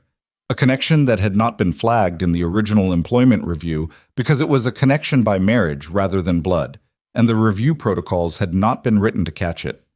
Blackthorn told her this himself. She had been in the library. She had been shown to the library to wait, while Wraith completed something, and she had found a map of the Empire's eastern trade routes from 40 years ago and had been studying it when Blackthorn came in. He told her about the clerk without preamble, and she listened and then looked back at the map. "What happens to him?" she said. "He'll be remanded to the Imperial Records Office for questioning," Blackthorn said. "What happens after depends on what he tells them." "He was used," she said, "not as a defense, as a fact." "He allowed himself to be used," Blackthorn said. "There's a difference, and the difference matters legally." "Yes." She traced one of the trade routes on the map with her finger without touching the paper. "But the person who built the system that used him is the one who understood how everything connected, Montaigne. And Seraphine," he said. "She provided the social architecture, the circulation network. Without her, the document stays in a drawer." "2 people," she said, "with different tools and the same goal. That's usually how these things work." She looked at him across the library. He was standing near the door, not quite at ease and not quite tense. The particular quality of a man who was managing a large number of things simultaneously and was not letting any of them show on his face except through the specific set of his jaw. "You're angry," she said. He looked at her. "Not at me," she said. "At the clerk, at having trusted a system that had a hole in it." "I'm angry at myself for not finding the hole first," he said. You found it now. 3 days before a public gathering where two people intend to destroy you in front of the imperial court, he said. The timing of finding it matters. She put her finger down on the map. Then tell me what we're doing tomorrow. The royal gathering was held at the Imperial Reception Palace, a venue that operated on a scale that made the Blackthorn Estates banquet hall feel like a private parlor. 300 guests, by the count Carew gave her in the carriage on the way there. Members of every significant noble family in the capital. 2 representatives of the Imperial Trade Council. Lord Prosser, who had not yet issued a determination on the forgery review, and whose attendance tonight was its own statement about the direction he was considering. Lydia wore black, not mourning. The cut was precise and the fabric expensive, the choice of someone who had thought carefully about what she needed the room to read from her before she had said a word. Blackthorn had said nothing about her dress when she arrived at his estate to join the formal party. He had looked at her for one moment with the attending quality of a man confirming a calculation, and then he had turned to the carriage. The palace entrance hall was already full when they arrived. The sound hit her, that layered, calibrated roar she had been parsing since childhood, and she walked into it with the specific internal adjustment of someone entering a hostile environment they have studied enough to move through. Not comfort, familiarity. The difference mattered. She felt the room register her presence. It was different from the banquet. At the banquet, the room had registered her as a surprise, an unknown variable suddenly made significant. Tonight, the room registered her as a known quantity around which positions had already been taken. The faces she passed in the first 20 feet of the entrance hall told her everything she needed to know about those positions. 2 women from the Harcliffe periphery who looked away too quickly. A man she recognized from the Trade Council who met her eyes with the careful neutrality of someone who had not yet chosen a side. Lord Prosser, across the room, who looked at her with the measuring attention of a man who was here specifically to see which way this went, and Lady Seraphine Caro, near the center, in deep red, talking to 3 people Lydia recognized as the tightest nodes of her social network. Seraphine looked up when Lydia entered, and the look lasted exactly 1 second, and then she turned back to her conversation with the particular composure of a woman who was very good at this. Lydia noted all of it, filed it, kept walking. She did not see Montaigne immediately, which was information. A man like Montaigne, in a room like this, on a night like this, should have been visible, should have been working the room with the hand-talking energy she had catalogued at the banquet. His absence from the visible geography of the entrance hall meant he was somewhere specific, which meant he was managing something, which meant the evening's choreography had already begun. Blackthorn was at her left and slightly behind, close enough to communicate the formal association, far enough to allow her to exist in the room as herself, rather than as an extension of his position. She had not asked him to do this. He had simply done it, and she had recognized it for what it was. 20 minutes into the gathering, she found the position that mattered. It was a spot near the east wall. Not a window this time, no garden door, just a section of wall between 2 decorative installations where the sightline to the room was clear and the acoustic catch was good. She had learned years ago that rooms had better and worse positions for understanding what was happening in them, and she had become expert at finding the better ones without appearing to be looking for them. From here she could see Seraphine, she could see Prosser, she could see, now that she was looking for him, Montaigne, who had appeared from somewhere near the far corridor and was in conversation with 2 men she recognized as members of the Imperial Oversight Council, the junior members, the ones who would not make determinations but would vote on them. She watched Montaigne's hands. They were moving. He was almost ready. She turned to find Blackthorn, and he was already there at her elbow, having crossed the room with the unobtrusive efficiency of a man who moved like he owned the floor because he had made peace with the fact that he did. Montaigne is with the junior council members, she said quietly. I see him. He's building the room before Prosser makes his move. If Prosser announces the review publicly tonight, before your counter record can be formally entered, he won't get the chance, Blackthorn said. His voice had the quality she had heard in the carriage, controlled, cold, the specific temperature of a man who has located the mechanism of a problem and is now moving toward it with the patience of someone who knows that patience, applied correctly, is more devastating than speed. Wraith, he said, without looking away from the room. The investigator appeared at his other side. He had been here the whole time, she realized. She simply hadn't registered him because Wraith had the quality of someone trained not to be registered. The documentation is with the council secretary, Wraith said, low. Filed 30 minutes ago. Prosser's office has been notified. Does Montaigne know? Not yet. Blackthorne nodded once, then he said, Give me 20 minutes. Wraith moved away. Lydia looked at Blackthorne. What are you going to do? End it, he said. She watched him cross the room. There was something in watching him move through that space, through the gathered weight of 300 people and their calculations and their alliances and their performed neutralities, that she had no adequate language for. He did not hurry.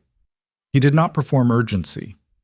He moved with the absolute economy of a man who had decided what was going to happen and was simply closing the distance between the current state of things and that decision. People moved out of his path not because they were afraid of him, though some of them were, but because there was something in the quality of his movement that communicated that he was going somewhere specific and that the direction was settled. She watched him reach Montaigne. From here she could not hear the exchange. The room was too loud, the distance too great. She could read it. Montaigne turned when Blackthorne arrived with the particular startled quality of a man who had been expecting to control the timing of this encounter and had just lost that control. His hands stilled. The two council members he had been cultivating took an instinctive step back. The unconscious movement of people who recognized that what was happening in front of them was not for them. Blackthorne said something, brief. Montaigne's face went through something complicated. She watched the calculation running, the same calculation she had seen on Prosser's face in the administrative chamber, the rapid assessment of which position was more survivable. Montaigne's hands came up slightly, a defensive gesture he probably wasn't aware of. He said something. Blackthorne said something else, and whatever it was short enough to be a sentence and had the quality, even from across the room, of something that landed. Montaigne's face went still. Lady Seraphine had noticed. Lydia could see it. Seraphine's body had angled, her conversation partners momentarily forgotten, her attention on the exchange across the room with the specific focus of a woman who had spent decades reading rooms and was currently reading this one and finding something in it that she had not planned for. Lydia pushed off from the east wall and began crossing the room. She did not hurry. She moved with the deliberate pace of someone who knew exactly where she was going and was not concealing the fact of going there. The room registered this. She could feel it in the peripheral adjustment of bodies, the subtle reorientation of collective attention, the woman in black crossing the floor, the room rearranging itself around the fact of her movement the way rooms rearrange themselves around significant things. She reached Blackthorne and Montaigne at the same moment that Seraphine, approaching from the other direction, reached them too. The four of them stood in a rough quadrant in the center of the room. Montaigne looked at Lydia with an expression that was the evolved version of the one he had worn over the broken tray. The dismissed irritation grown into something that had spent 3 weeks becoming something uglier. His jaw was working. "Lady Lydia," he said. His voice was controlled and cold. "A bold choice appearing tonight." "I was invited," she said.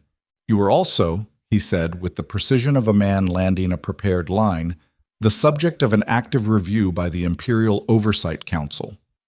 "I was the subject of a review initiated on the basis of a forged document," she said. "The documentation establishing the forgery was filed with the council secretary 40 minutes ago. I imagine Lord Prosser has been notified." The pause that followed had a specific texture, the kind of silence that happened when a room didn't stop talking, but the noise changed quality, became less focused on itself and more focused on a specific point within it. Montaigne's eyes moved to Blackthorne. Something in his expression changed, the calculation shifting, the variables not adding up the way they had added up this morning when he had presumably believed the evening was his. "Whatever you think you've established," he started. "The handwriting analysis is from Master Edvard Kane," Blackthorne said. The name was quiet and complete. 30 years in the Imperial Court Forgery Division. His determination is not ambiguous. Montaigne's jaw tightened. "Lord Montaigne," Seraphine said, Her voice was low and controlled. A warning. The warning of a woman who understood that the situation had just changed and that silence was now more survivable than speech. Montaigne did not take it. "You have no idea," he said to Blackthorne, with the particular bitterness of a man who has spent a long time building something and is watching it come apart. "What you're doing, what this woman is, what she'll cost you when the room stops finding her interesting and starts finding her inconvenient." "Tell me," Blackthorne said. The simplicity of it was devastating. 2 words, completely level, carrying none of the anger that Montaigne was projecting, and all of the authority of a man who was not threatened by what was being thrown at him because he had already done the math and knew how it ended. Montaigne looked at him. The calculation was still running. Lydia could see it, running against the evidence that was filing itself against him in the council secretary's office across the city, running against the name Edvard Kane and 30 years of unimpeachable expertise, running against the specific moment when Prosser looked at his options and chose the one that was survivable. "Vivian Ashbourne told me," Montaigne said. He said it like a weapon, pointed at Lydia. The room around them had gone quiet in the particular way of rooms that were listening. Lydia held very still. "She told me about the family finances," Montaigne said, "about the archival records, about the years your father held the position. She came to Seraphine because she was angry and frightened, and she told her everything, and everything was enough to build on." His voice had the quality of a man burning what he could before the building came down. "Your own sister handed you to us. Ask yourself what that means about what you actually are to your family." The words landed the way he intended them to land, with weight, with the specific gravity of a thing that was true enough to hurt even inside a larger lie, because that part was true. Vivian had spoken to Seraphine. Vivian's anger had provided the shape of the trap. Lydia looked at Montaigne for a long moment. "My sister was angry," she said, "and she spoke carelessly to someone she trusted. That's a human failure." She kept her voice level. "What you did with what she gave you, constructing a false identity, forging correspondence, filing a fabricated accusation with the Imperial Council, those are not failures. Those are decisions. And they're yours." Montaigne's face hardened. "The clerk in the Blackthorne scheduling office," she said, "the one who provided your timeline. His brother-in-law has worked in your household for 6 years. That connection is now in the counter record filed with the council secretary, along with the communication log that Wraith—" She did not gesture toward Wraith, but she knew he was somewhere in the room, present, recording, as he had been recording all evening, reconstructed from your household's external correspondence over the past 4 weeks. The color in Montaigne's face changed. "You planned this gathering," she said, "the timing of it. You knew the protocol window. You knew how to use it. You needed someone inside the Blackthorne estate to confirm the timeline, and the clerk gave you that." She looked at him directly. "But you needed the clerk to get to me, and to get the clerk you needed someone inside the household who didn't know they were being used. The same way you used Vivian, the same way you used Seraphine's network. You build traps out of the vulnerabilities of people who trust the wrong things, and you never have to get your hands on any of it directly." The room was very quiet now. The quality of quiet that happened when 300 people were doing their absolute best to appear as though they were not listening. Seraphine had not said a word since her warning.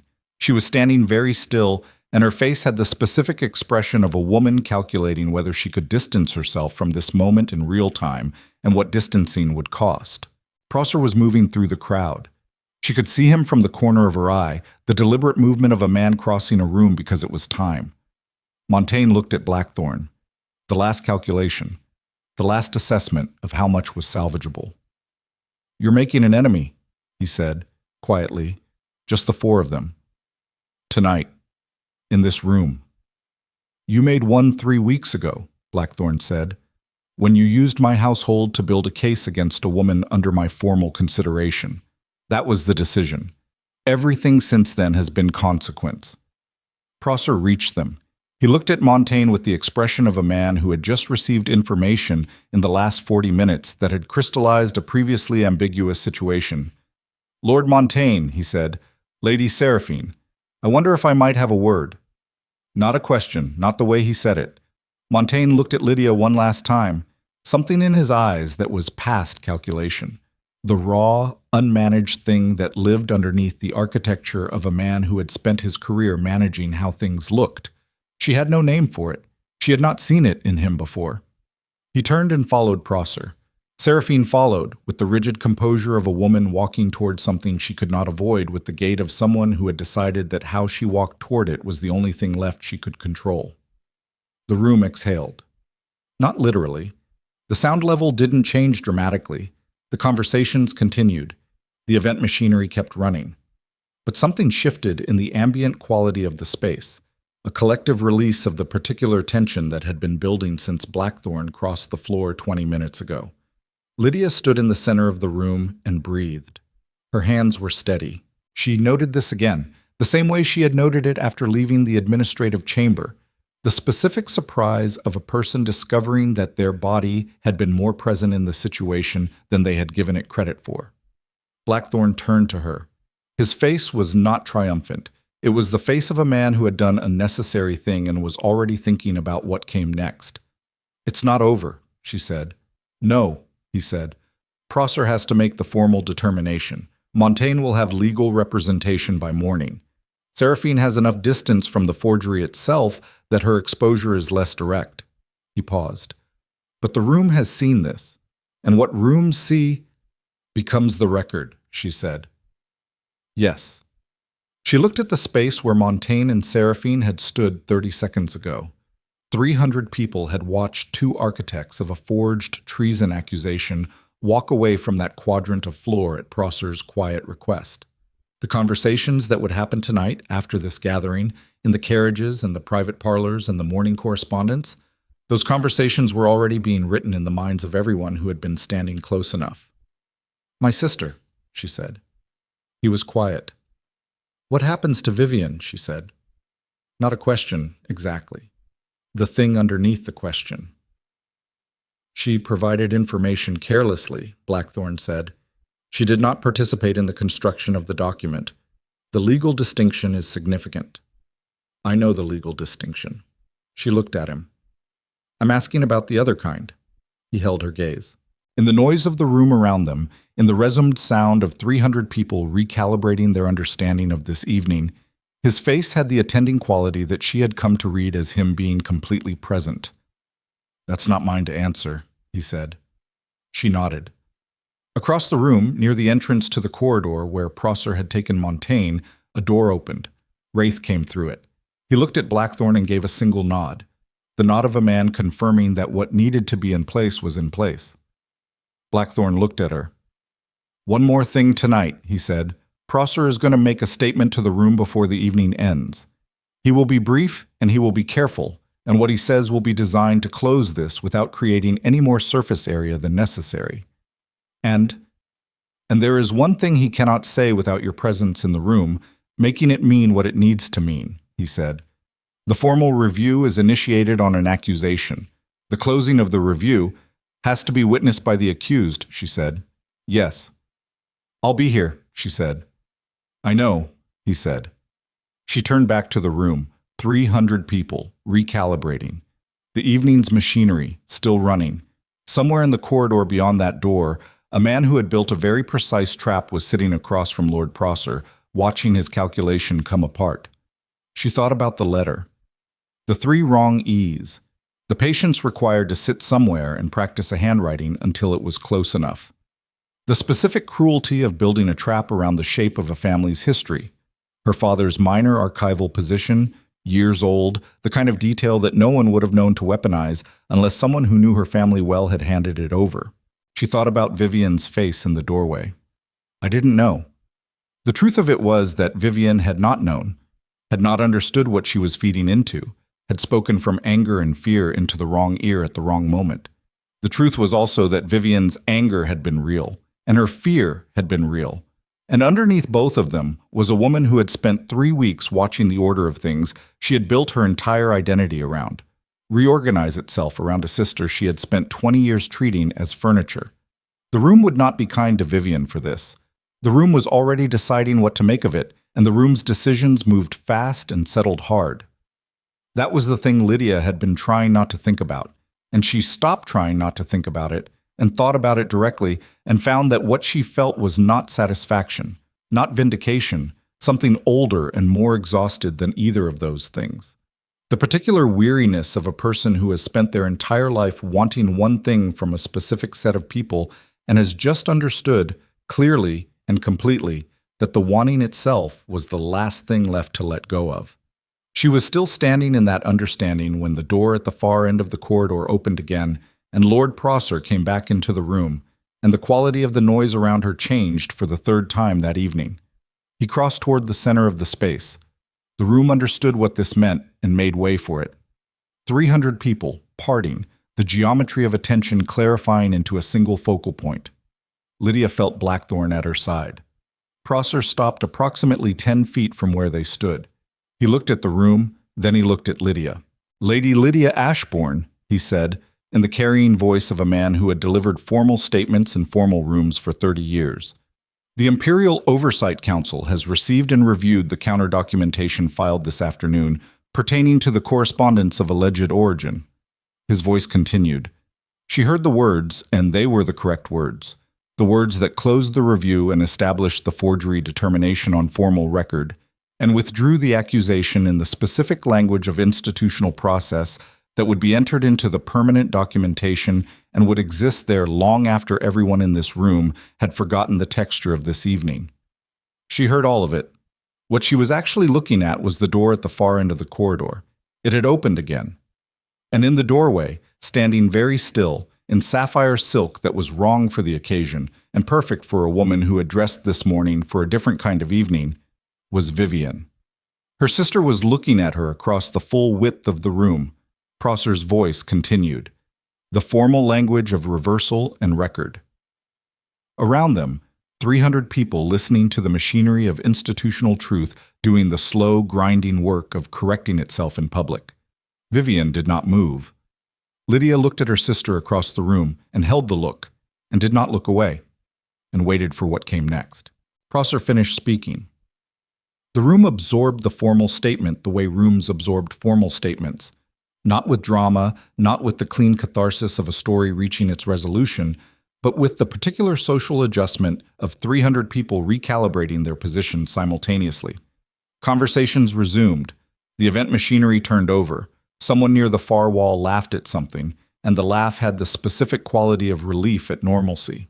The sound of a room deciding that the serious part was finished and that it could return to being a gathering. Lydia was still looking at the doorway where Vivian stood. Her sister had not moved. She was holding herself with the rigid stillness of a person whose body understood that any movement would constitute a choice and who was not yet ready to make one. The sapphire silk caught the light from the palace chandeliers and made her look the way she always looked in a room. Luminous, composed, constructed, and underneath the construction, visible to Lydia in the way that only 20 years of proximity made things visible, something that had been cracked open and had not yet found the shape it would take when it healed. If it healed. Lydia crossed the room. She walked toward her sister the way she had walked toward Blackthorn's quadrant earlier in the evening, not hurrying, not performing, simply moving in the direction she had decided to move. The crowd thinned near the corridor entrance. By the time she reached the doorway, the nearest guests were far enough away that what happened here would not be overheard. Vivian watched her come. Her face was doing the thing it did when the rehearsed expressions had run entirely out, open in the way that faces were open when they had nothing left to protect behind. They stood facing each other in the doorway between the corridor and the room. "You heard," Lydia said. "I heard everything." Vivian's voice was very quiet. "Prosser? And before that, I was in the corridor. I heard what Montaigne said." Lydia waited. "About me," Vivian said. "What I gave him." "You gave Seraphine a conversation," Lydia said. "You didn't give her a forged document." "I gave her the shape of it." Vivian's jaw tightened in the specific way it tightened when she was holding something back that had nowhere else to go.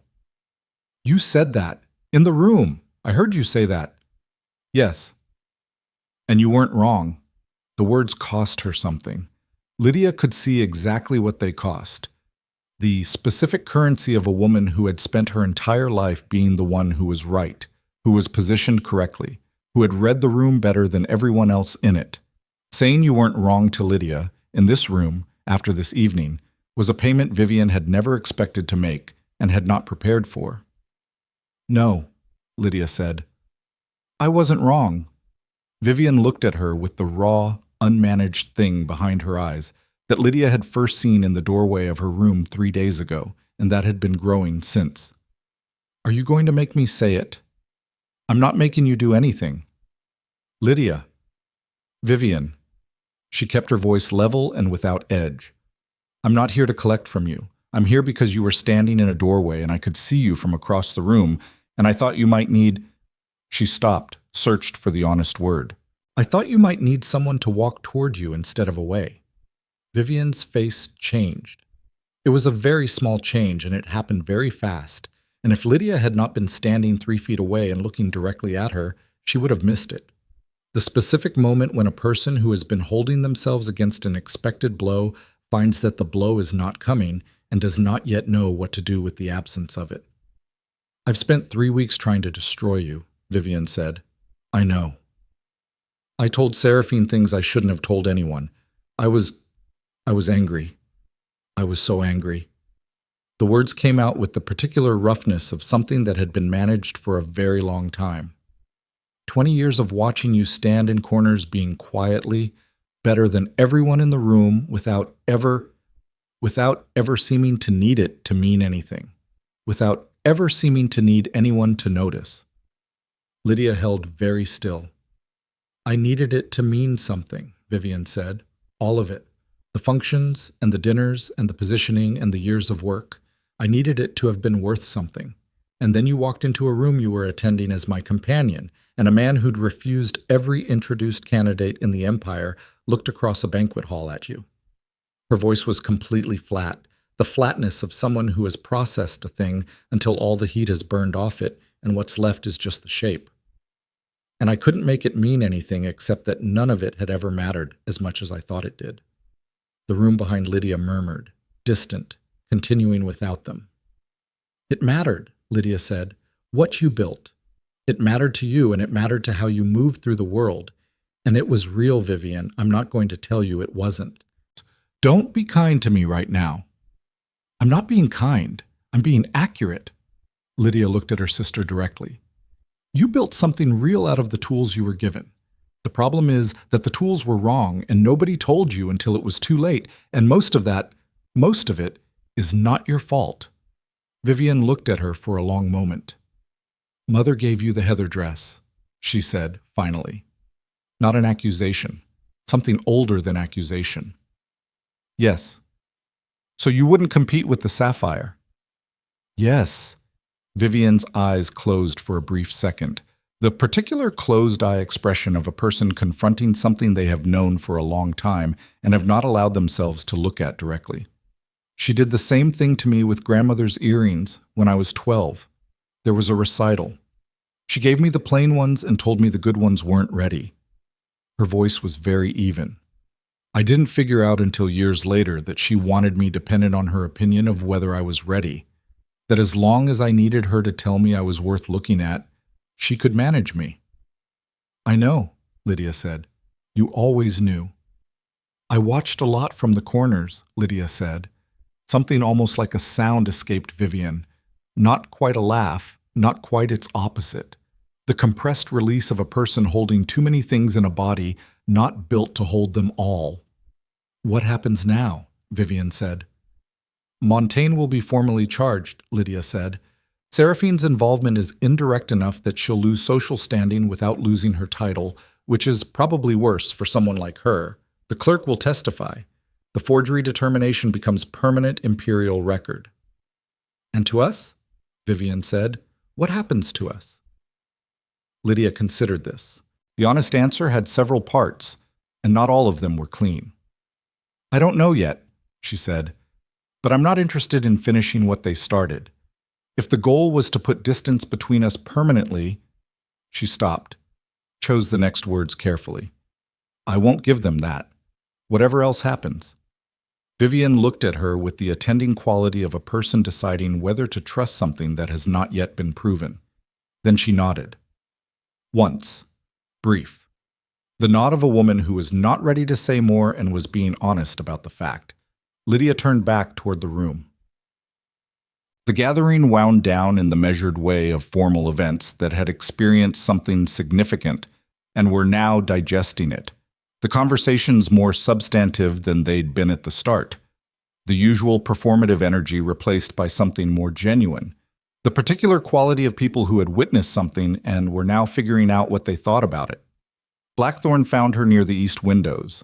He came to stand beside her without preamble, the way he had come to stand beside her at the first window on the first night, and for a moment they both looked out at the palace garden. Different from the Blackthorn estate garden, more formal, more geometric. The hedgerows cut with the precision of people paid to maintain the impression of control over living things. Prosser will deliver the written determination by morning, he said. Good. Montaigne's legal representation arrived 20 minutes ago. The process will take time, but the direction is settled. I know. He was quiet for a moment, the quiet of a man who had something else to say and was deciding how to say it. Your sister, he said. We talked. How did it go? Honestly, she said. Which is the only way I know how to do anything, which has been the source of most of my problems and apparently also of whatever this is. She gestured vaguely at the room, at the evening, at the accumulated weight of the past 3 weeks.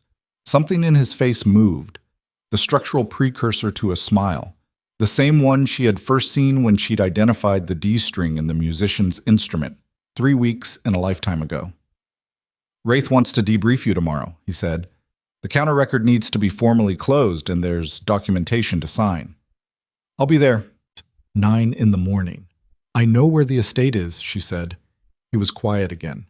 And this quiet was different from the operational quiet of the past 3 days. Different from the quiet of a man managing multiple urgent things simultaneously. This was the quiet of a man who had set down the urgency and was standing in what was left when it was gone. I should tell you something, he said. She waited. When I moved the second stage meeting forward, he said, I told you it was because of the development, the document, the need to start the counter record. Yes. That was true, he said. It was also true that I had been looking for a reason to move it forward since the day after the first banquet, and the development gave me one that had operational justification. He said it with the flat precision of a man reporting a fact about himself that he is not comfortable with but has decided accuracy requires. I want you to know the difference. Lydia looked at him. In the light from the palace windows, his face had the attending quality that she had been cataloging since the first night. Present, processing, not performing anything for the room. She had come to understand that this was simply what he looked like when he was being completely honest, that the absence of performance was his version of openness, and that for a man who had spent his life in rooms where performance was the currency, offering its absence was the equivalent of something much larger. I know the difference, she said. I've known for a while. He looked at her with the specific quality of a man who has just had something confirmed that he was not entirely certain would be confirmed. The formal selection process has a third stage, he said. I know the protocol.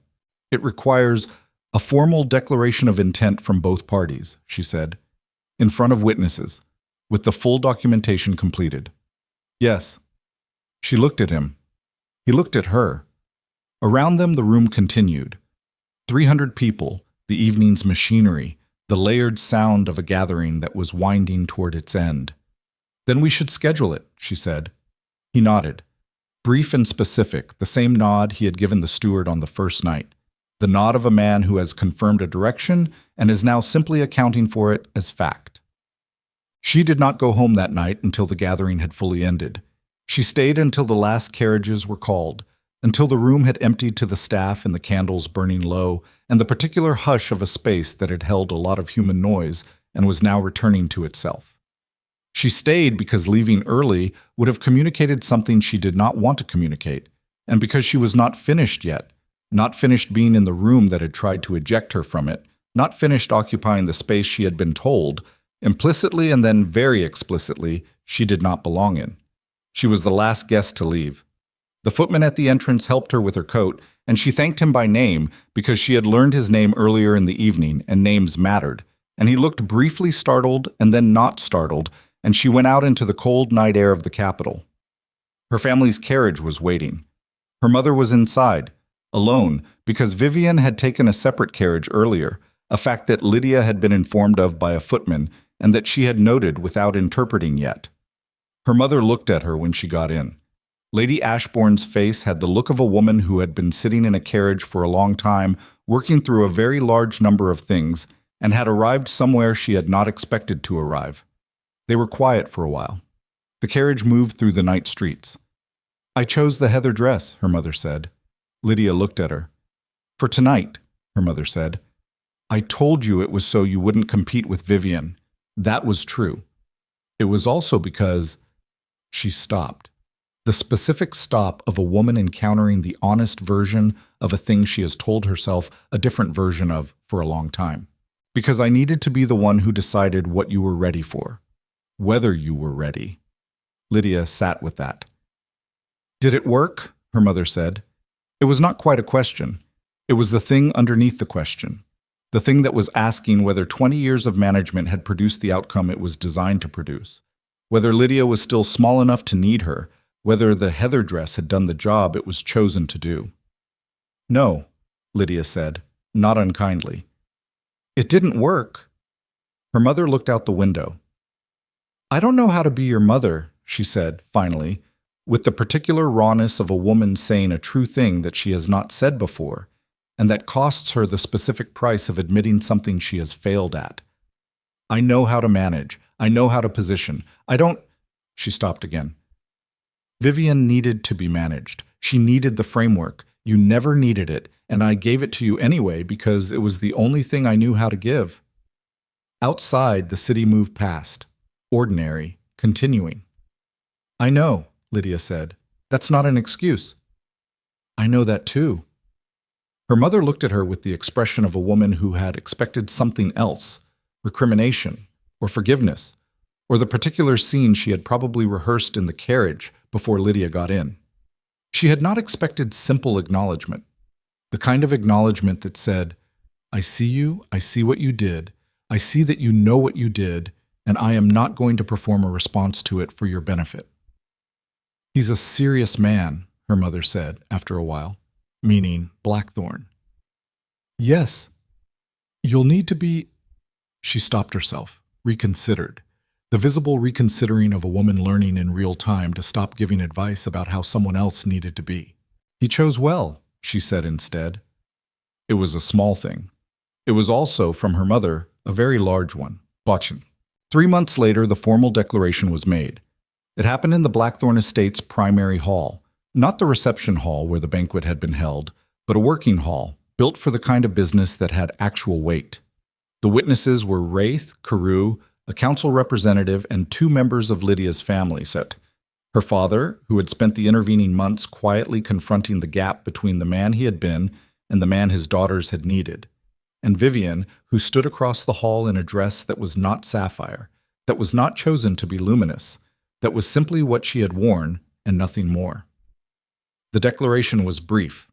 The formal language was specific and final and entered into the imperial record with the permanence of things that were witnessed and documented and sealed.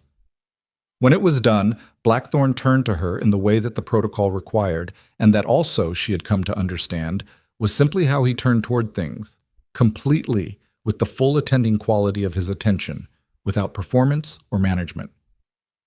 "Lady Lydia Ashbourne," he said. "Your Grace," she said, and then, departing from the protocol, which called for a formal acknowledgement and nothing more. "Damien." He said her name back. Just her name. The way you said a word you had decided was yours. The Empire's grand celebration came at the close of the following year.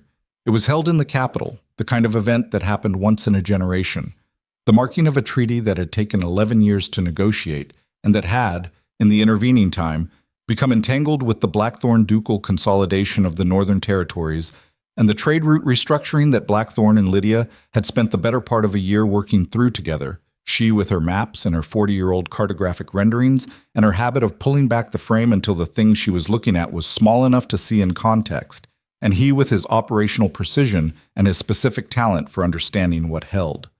She stood on the palace steps that evening in a dress she had chosen herself, in a color that was not chosen in relation to anyone else's color, and looked out at the capital city lit for celebration, the torches and the crowds, and the particular human warmth of a city that had decided, for one night, to be unreservedly itself. Blackthorn stood beside her. They were not performing anything for the crowd. They were simply standing in the fact of the evening, which had become, she had found, the primary texture of what they were to each other, the willingness to stand in the actual fact of things, without managing the surface of them. "The Northern Territories map is wrong," she said. "The one from the treaty documentation. The boundary line near the Cavarith River confluence is drawn without accounting for the seasonal shift." "I know," he said. "Wraith's been waiting for you to say something." "He knew?" "He found it 4 months ago. He thought you'd want to be the one to raise it." She turned to look at him. He was watching the city with the attending quality that she had long since stopped finding difficult to read. She knew what it looked like when he was present. She knew what it looked like when he was not, which was rarer and usually indicated a problem that had not yet surfaced. "You knew too," she said. "Yes." "And you waited." "Yes." She looked at the city, the torches, the crowds, the particular sound of a large number of people deciding to celebrate something together, which was always stranger and more moving than it had any right to be. "Why?" she said. "Because you would have found it," he said, "and I wanted you to find it yourself." She sat with that. The specific quality of being known, not managed, not positioned, not given the heather dress or the plain earrings or the corner of the room. Known. The distinction between a person who watches what you do and tells you what it means, and a person who watches what you do and waits to see what it produces. She had spent a long time learning the difference from the inside of the wrong version. "The boundary line needs to be corrected," she said. "I know," he said. "It'll take a formal petition to the Treaty Council. Wraith should prepare the documentation." "He already has," Blackthorn said. "He's been waiting for your signature." She looked at him. He looked at her. Down in the city, something celebratory and explosive lit the sky, the kind of light that lasted 3 seconds and turned everything briefly bright, and then left the dark a little darker by contrast. It illuminated his face for that brief window, the attending quality, the jaw, the specific absence of performance that was his version of openness that she had been learning to read since a banquet hall and a window and a question about what she had observed from the edges of rooms. She had not stopped observing from the edges. She had simply stopped being the only one standing there. "The Cavarith confluence," she said. "It'll take 6 months to get through the petition process." "Closer to 8, he said.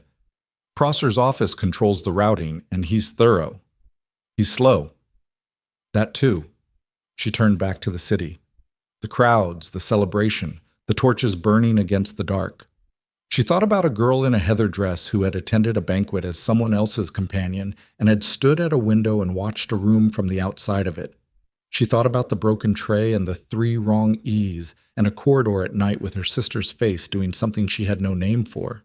She thought about a carriage moving through the Capitol with a note in her hand and the particular cold alertness of someone who has understood that the ground is not what they believed it was. She had not become someone else. That was the thing she had expected. Somewhere in the middle of all of it, she had expected that the process would require her to become something other than what she was. Something harder, or more strategic, or better at performing things she did not feel. She was still the woman who picked up glasses from the floor, who learned footmen's names, who pulled back the frame until the thing she was looking at was small enough to see in context, who found it exhausting to perform interest she did not have and had never learned to do it convincingly. She was that woman standing on palace steps at a grand celebration, beside a man who had looked across a banquet hall and seen her specifically, and the city was lit and the treaty was signed and the boundary line was wrong and Wraith had the documentation ready, and there was, she understood, no version of this story where any of that was not entirely and precisely enough. She had not found her place by becoming something the room could approve of. She had found it by refusing to disappear until the room had no choice but to account for her presence. The torches burned, the city celebrated. She did not need anyone to tell her she had arrived. She was already here.